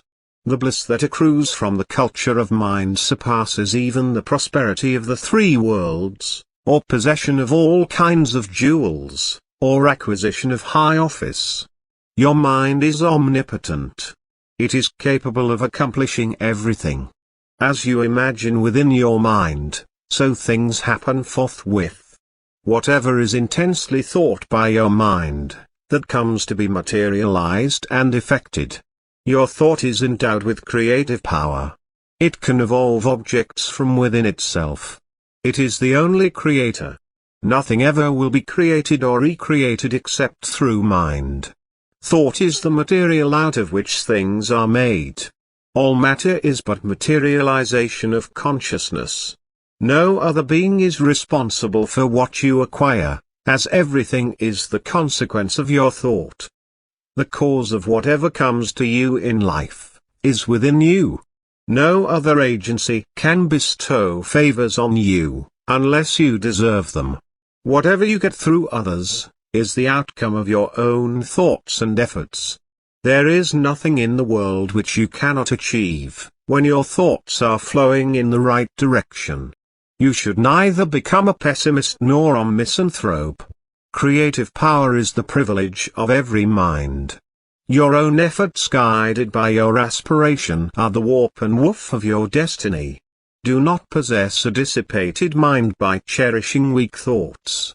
Superficial mind cannot acquire depth of insight. Control the roving mind by entertaining one flow of thought. All that is intensely thought by you, will come to you early or late, in accordance with the effort you have put in to acquire it. The extent of space as well as the duration of time are relative to your thoughts and emotions. You experience as you think.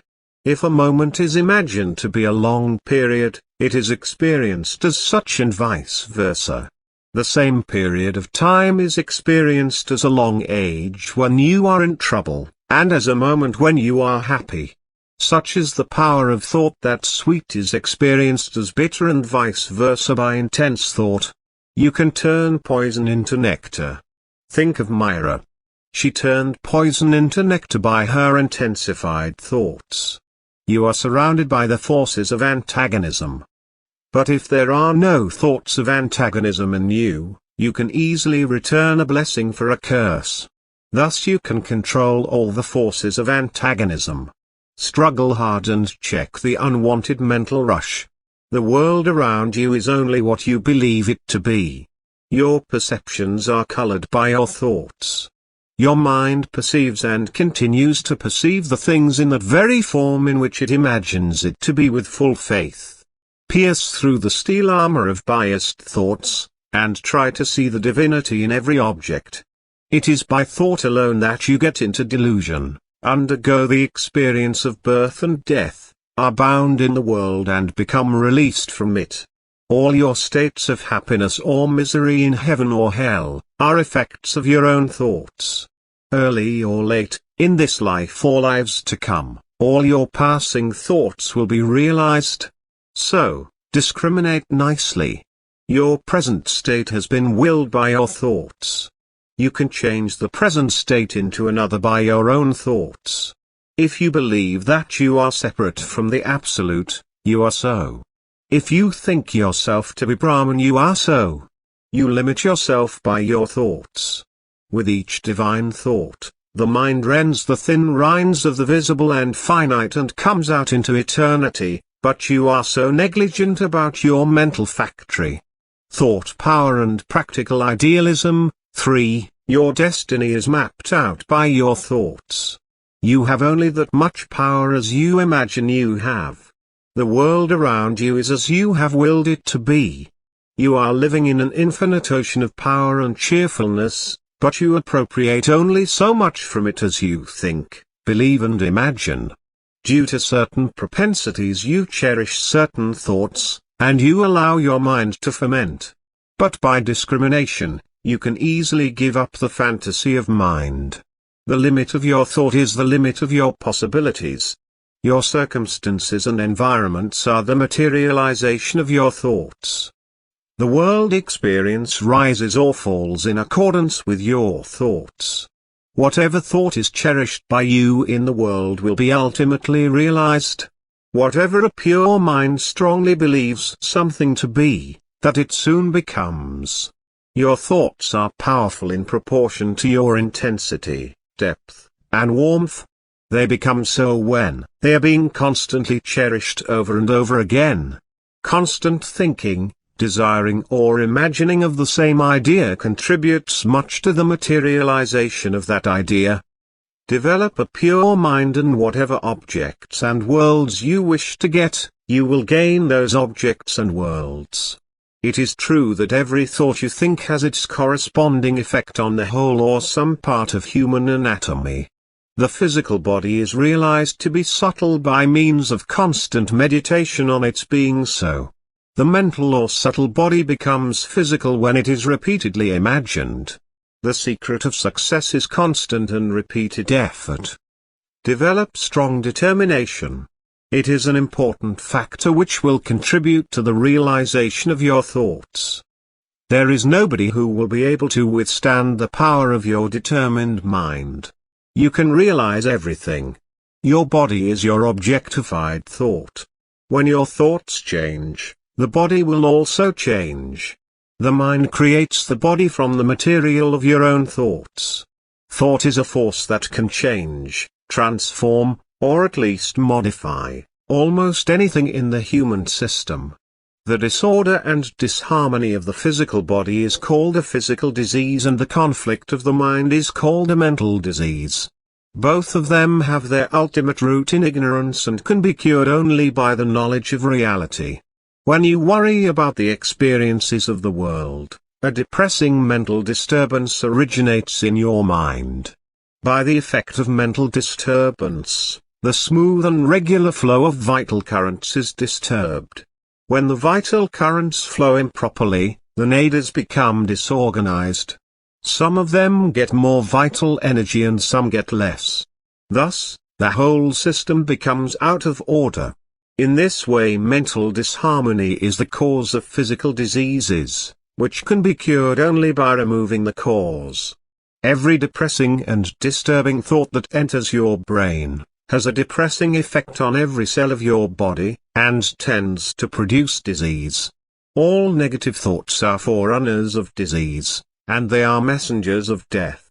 If you want to live long and lead a sensible and healthy life, cherish good thoughts. Subtle and powerful are influences of the thoughts in building and rebuilding of your body. Be vigilant. Practically all diseases with their sufferings have their origin in perverted mental and emotional states and conditions. Restoration of mental harmony is absolutely necessary for you. Purify your thoughts by performing noble actions and by association with wise ones. When your thoughts are purified, the vital currents will begin to flow properly and will clean the whole system. Every good thought stimulates the heart, improves the digestive system and promotes the normal action of every gland. Contentment is another name for the harmony of the mind. When your thoughts do not wander to this or that object, and when you feel self-satisfied, you are in a state of joy which is unique. If you are happy within, everything appears good and pleasing to you. Thoughts are the main source of your cheerfulness. Purify your thoughts, all troubles will be cured. If you are cherishing peaceful thoughts, the whole world will appear cool, but if negative thoughts have spread their kingdom, then the world will seem to be a hot furnace. No circumstance compels you to cherish evil thoughts. Do not ruin yourself by your imagination of fate. It has no reality of its own. Thought is able to reveal reality. Propelled by right thoughts, the wise man is able to come out of most dangerous situations. The whole reality is present in its full potency everywhere, so whatever is intensely thought of anywhere can be experienced there. The essential nature of all objects is thoughts. Materiality is a wrong idea. As snow melts in water through heat, so mind becomes subtle through the practice of right vision and positive thoughts. The real action is thought only. It is really mental and not physical. The physical action is only an external expression of the real action, which is vibration of volition in the mind. Your physical activities are only the various sides of mental activities.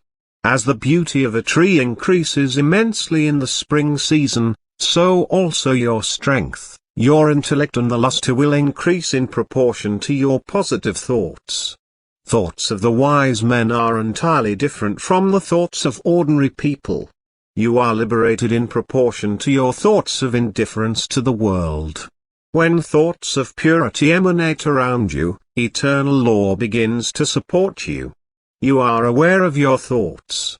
You only know what has come to pass in your own experience. In every one of you separately has arisen the world of the experience of the world. You have got a limited mind which is subject to various types of modes and circumstances. Some thought seeds. True knowledge is spiritual consciousness. It is awareness of one's real nature. Knowledge means right discernment or correct evaluation, wisdom and a perfect understanding of oneself and of others. Right thought results in right action and right life. Beauty is essentially spiritual. Real beauty lies in one's heart. It is in one's character. Beauty dwells in purity. Beauty shines in virtues. Love is a refined, innate sense of oneness with the entire creation. Love is self-denial, selflessness. Love is sacredness of heart. Love is unrestrained goodwill, mercy, compassion and tolerance. Love is absence of sensuality. The body is not everything. There is something which is vitally important, which dwells in the body. It is the spirit of man. Though identical with the cosmic spirit, it is individualized by the karmas of the individual soul. The body passes away, the spirit lives.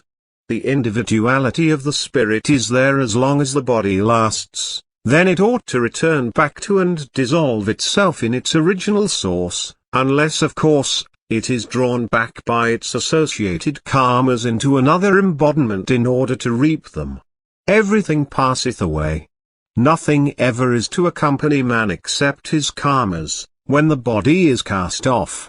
Hence as long as man lives, he should live amicably, with love and goodwill towards all, hurting no one in any manner, coveting no worldly riches, with more of kindness and mental charity, forgiveness and tolerance, with detachment to mundane objects, and dissociation of the ego from one's actions, while taking care to acquire no new karmas as one works out the already accomplished ones.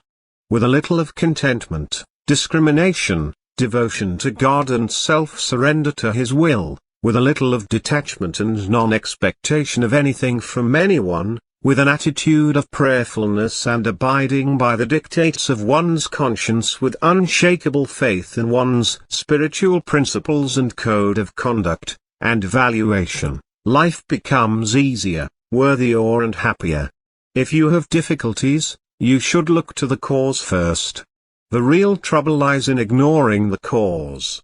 If the cause is remedied, difficulties become less, or rather accidental. The world is a great school where people are given ample opportunities to mend and mold themselves into better individuals. No one is born perfect. There are possibilities for everyone to improve oneself. Trials and difficulties ought to make one a better individual rather than create complexes and constrict the mind and heart. Take shelter in great and noble thoughts, and obtain perfection. Guru's grace is always with the disciple, unreserved and unconditioned. It depends, however, on the self-discipline, faith and purity of the disciple whether to make use of this grace or not. Guru resides in the hearts of his disciples. Some are aware of this and some are not. The living presence of the Guru within is the best asset of the disciple. Chapter 11, Thought Power for God Realization, Life, an interplay of thoughts. The thought that you hold, will manifest in your life. If you are courageous, cheerful, compassionate, tolerant and kind, then these qualities will manifest in your physical life. The only impurity of the mind is base thought and desire. Guard your good thoughts as an alert watchman guards the treasury. When there is not the I thought, then there will be no other thought. Life is an interplay of thoughts. Duality ceases when the mind stops its function. Thinking is bound by the time factor. Thinking must cease. Then alone you will attain the timeless. Be still. Let all the waves of thought subside. In that stillness, when the mind melts, there shines the self-effulgent Atman, the pure consciousness. Watch the mind. Watch the thoughts. Pursue serenity. Make your heart a fitting abode for the Lord. Thought results in spiritual experience. The molten gold, which is poured into a crucible, assumes the shape of the crucible. Even so, the mind assumes the form of the object which it pervades. The mind assumes the shape of any object it intensely thinks upon. If it thinks of an orange, it assumes the shape of an orange. If it thinks of Lord Krishna, it assumes the form of Lord Krishna. You must train the mind properly, and give it proper sattvic food for assimilation. Have a sattvic background of thought or mental image. The same thoughts which are entertained by the man during the day, occupy his mind during dream also. If you have purity and concentration, you can make the mind assume any bhava you like. If you think of mercy, your whole being will be saturated with mercy. If you think of peace, the whole being will be pervaded with peace. It is the mental bhava or attitude that determines the nature of an action and brings its fruits. You may embrace your mother or sister or your wife.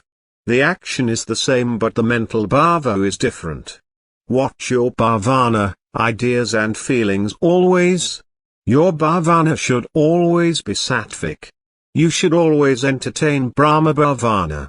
Watch the bhavana during the meditation. You need not watch the breath. The thoughts you create in your mind and the images you form in your daily life will help you in making what you are or what you want to become. If you constantly think of Lord Krishna, you will become identical with the Lord. You will abide in Him forever.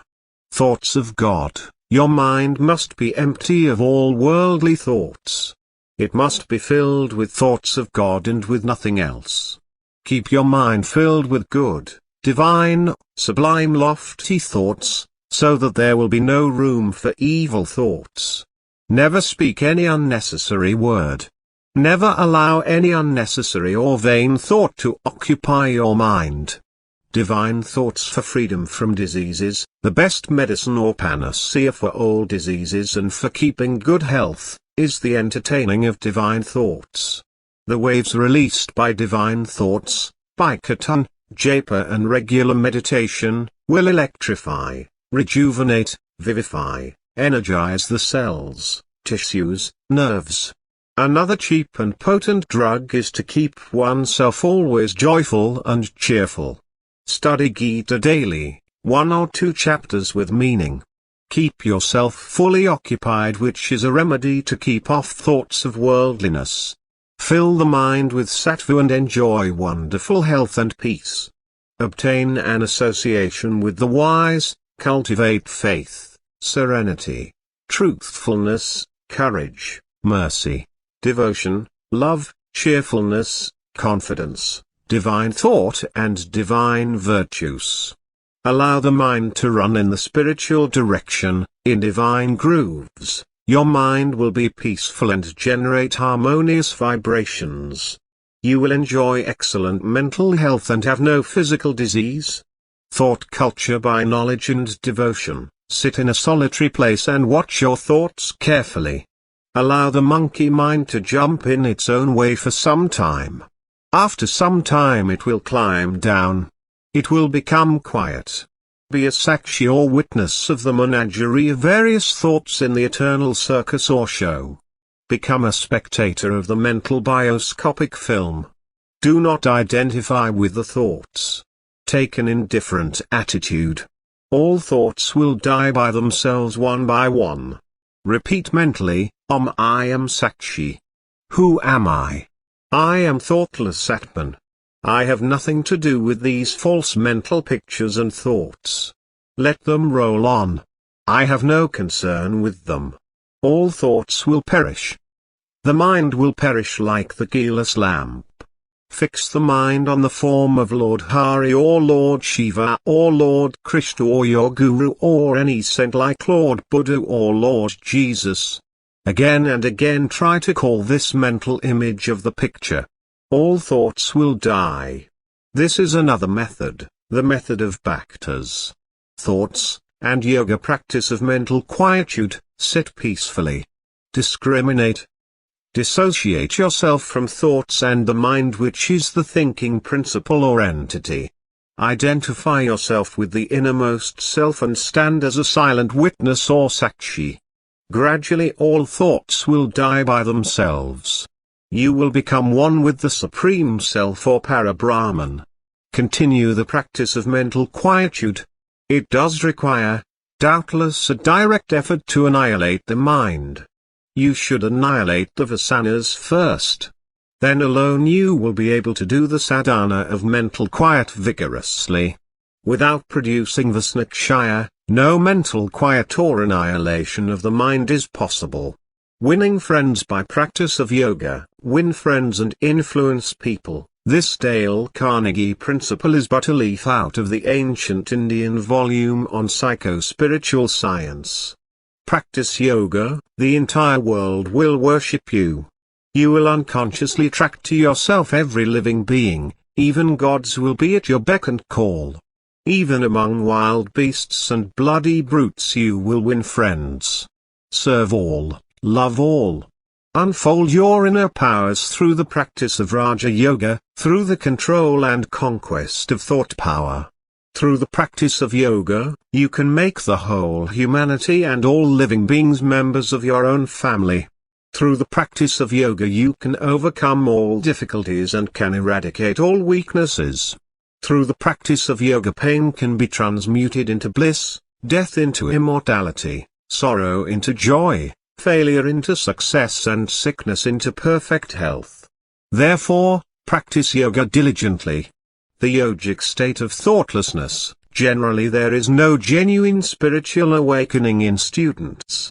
There is mere curiosity for getting some psychic or yogic powers. That student is far from God as long as he retains some hidden desires for siddhis. Strictly observe the ethical rules. Transform the worldly nature first. If you become absolutely desireless, absolutely thoughtless, absolutely vrittiless, if the mental vrittis are destroyed in toto, Kundalini will ascend by itself, without effort, through the force of purity. Remove the dross of mind. You will yourself get help and answer from within. Yogi of the developed thought power. The yogi who has developed his powers of thoughts, has a magnetic and charming personality. Those who come in contact with him are much influenced by his sweet voice, powerful speech, lustrous eyes, brilliant complexion, strong healthy body, good behavior, virtuous qualities and divine nature. People derive joy, peace and strength from him. They are inspired by his speech and get elevation of mind by mere contact with him. Thought moves. Thought is a great force. A yogi or sage can purify the whole world with his powerful thoughts, though he remains in a solitary cave in the Himalayas. It is not necessary that he should appear on the platform and deliver lectures and discourses to help the people. Sattva is intense activity. The wheel that revolves very rapidly appears to be at rest. So is sattva. So is a sattvic man. Thought boats to infinite strength. Life is a journey from impurity to purity, from hatred to cosmic love, from death to immortality, from imperfection to perfection, from slavery to freedom, from diversity to unity, from ignorance to eternal wisdom, from pain to eternal bliss, from weakness to infinite strength. Let every thought take you nearer the Lord, every thought further your evolution. Chapter 12, Thought Power for a New Civilization. Pure thoughts, their impact on the world. The Western psychologists and occultists lay great emphasis and stress on the purity of thoughts. Thought culture is an exact science. One should cultivate right thinking and should drive out all sorts of vain and worldly thoughts. He who entertains evil thoughts causes great harm unto himself and to the world at large. He pollutes the thought world. His evil thoughts enter the minds of others who live at a long distance, because thought moves with a tremendous lightning speed. Evil thoughts are the direct cause for all sorts of diseases. All diseases take their origin at first from an impure thought. He who entertains good, sublime and divine thoughts does immense good unto himself and to the world also. He can radiate joy, hope, solace and peace to his friends who live at a distance. Thought power for world wheel. Karma is action and also the law of cause and effect. All kingdoms below the human kingdom are mindless. Therefore they cannot generate thoughts. Further, they have no idea of right and wrong, what ought to be done and what ought not to be done, and so they cannot create karma. Thoughts are solid things, more solid than a lump of sugar candy. They have tremendous force or power. Utilize this thought power carefully. It can serve you nicely in a variety of ways. But do not misuse this power at random. If you misuse this power, you will have quick downfall or a terrible reaction. Utilize it to help others. Thought power for cultivation of courage and love. Destroy ruthlessly the fear thoughts, selfish thoughts, the hate thoughts, lustful thoughts, and other morbid negative thoughts. These evil thoughts induce weakness, disease, disharmony, depression and despair. Cultivate positive thoughts such as mercy, courage, love and purity. The negative thoughts will die by themselves. Try this and feel your strength. Pure thoughts will infuse in you a new exalted life. Sublime divine thoughts produce tremendous influence in the mind and drive away evil thoughts and change the mental substance. Mind is wholly changed into light by entertaining divine thoughts. Thought power for an ideal life. Entertain loftiest thoughts. Your character will be exalted. Your life will be noble and ideal. But, different people have different mental backgrounds. People vary in their capacities, mental and intellectual, and in physical and mental strength to do things. Therefore each of you should have an ideal which is suited to your temperament, your capacity, and realize it with great enthusiasm and dynamic action. The ideal of one person will not suit another. If one keeps an ideal that he cannot realize, an ideal that is beyond his reach and capacity, he will get disappointment. He will give up his effort and become tamasic. You should have your own ideal. You may realize it this moment or after 10 years with faltering steps. It does not matter much. Everyone should endeavor his or her level best to live up to this ideal. Your whole energy, nerve force and will must be put in the realization of the ideal. You can chalk out your own ideal yourself according to your own standard. If you are unable to do this, Have your guide and he will select for you the ideal that is suitable to your capacity and standard. One should not treat a man, who has a low ideal, with contempt. He may be a baby soul, who is just crawling now in his moral or spiritual path. Your duty is to help him in all possible ways in the realization or accomplishment of his ideal. You should give him all sorts of encouragement in his sincere endeavor to live up to his own highest ideal. It is highly deplorable to note that the vast majority of persons have no ideal at all. Even educated persons do not cherish any ideal. They lead a nameless life and therefore are drifted hither and thither like a piece of straw. They make no progress in life. Is this not a very sad plight? Highly lamentable indeed. It is very difficult to get a human birth, and yet people do not realize the importance of keeping up an ideal and living up to the ideal. The idea of eat, drink and be merry is adopted by the Epicureans, the gluttons and rich people. This school of thoughts has countless followers and the number is increasing by leaps and bounds daily. This is the ideal of Virachana. This is the ideal of Asuras and Rakshasas. This ideal will lead a man to the dark region of misery and sorrow. Blessed is the man who elevates his thoughts, keeps up an ideal and struggles hard to live up to his own ideal, for he will soon attain God consciousness. Thought energy for service and spiritual progress, even as energy is wasted in idle talk and gossiping, so also energy is wasted in entertaining useless thoughts. Therefore, you should not waste even a single thought. Do not waste even an iota of energy in useless thinking. Conserve all mental energy. Utilize it for higher spiritual purposes, in divine contemplation, Brahmachintana and Brahmavichara. Conserve all thought energy and utilize it for meditation and helpful service to humanity. Drive away from your mind all unnecessary, useless and obnoxious thoughts. Useless thoughts impede your spiritual growth. Obnoxious thoughts are stumbling blocks to spiritual advancement. You are away from God when you entertain useless thoughts. Substitute thoughts of God. Entertain only thoughts that are helpful and useful. Useful thoughts are the stepping stones to spiritual growth and progress.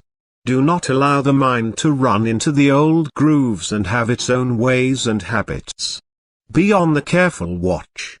Help the world by good thoughts, like attracts like. If you entertain an evil thought, that thought attracts all sorts of evil thoughts from other people. You pass on those thoughts to others also. Thought moves. Thought is a living dynamic force. Thought is a thing. If you allow your mind to dwell on a sublime thought, this thought will attract good thoughts from others. You pass on that good thought to others. You pollute the world with your bad thoughts. Thought power and the conditions of a new civilization. Thought makes man. Man makes civilization. There is a powerful thought force behind every great event in life and in the history of the world. Behind all discoveries and inventions, behind all religions and philosophies, behind all life-saving or life-destroying devices is thought. Thought is expressed in words and executed in deeds. Word is the handmaid of thought, and deed is the end result. Hence, the saying, as you think, so you become. How to build a new civilization? By generating a new thought force.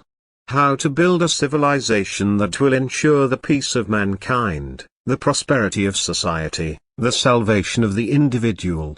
By generating a thought force that will invariably result in man enjoying peace of mind, that will instill in his heart the divine virtues of compassion, of service to his fellow men, love of God, and of an intense desire to realize Him. If but a fraction of the wealth and the time spent on wasteful pursuits and destructive activities is devoted to the creation of a good thought, there will be a new civilization right now. Atomic and hydrogen bombs, I. C. B. M. and a host of other inventions drive mankind inevitably to destruction. They waste your wealth, they destroy your neighbors, they pollute the atmosphere of the whole world, and generate fear, hatred, and suspicion in your heart. The mind is unbalanced and the body is subjected to diseases. Stop this trend. Promote research in spirituality, in religion, in all the good things of life. Support the philosophers and saints, the real benefactors of mankind. Encourage them in their study of religion, researches in ancient spiritual literature, and the projection of a great thought force for the good. Ban all literature that pollutes the thoughts of the young. Flood the young brain with healthy thoughts, ideas and ideals. The man who commits murder, the man who steals your purse, the man who cheats you, law punishes him. But this crime is insignificant when compared to the crime committed by the wicked intellectual who instills a wicked idea into the mind of youth. He is the author of many murders that take place on earth. He steals your greatest wealth, viz. Wisdom. He cheats you by presenting you with poison in the name of sweet elixir. The law of the new civilization will deal very severely with such auric beings. The new civilization will give every encouragement to those who wish to study philosophy, religion and spiritual thought. It will make their study compulsory in schools and colleges. It will award scholarships to students of philosophy. It will confer prizes and titles on those who conduct researches in religion and philosophy. The deepest urge in man, the spiritual urge, will be given the fullest scope to realize its goal. The fruits of the new civilization are well worth all that everybody can do towards building it up. In the new civilization man will want to lead a righteous life. He will be eager to serve his fellow beings and share with them what he has. He will love all, realizing that his own self dwells in all. He will be devoted to the welfare of all beings. What an ideal society it will be, where people share with others all that they possess, and will serve everybody. Where will be the need for taxes and duties in such a society in which everyone will voluntarily work for all? Where is the need for police and the army when people are devoted to virtue? This then is the ideal. Towards this end, let everyone strive to generate a thought force. May God bless you all. This is the end of Thought Power, by Sri Swami Sivananda.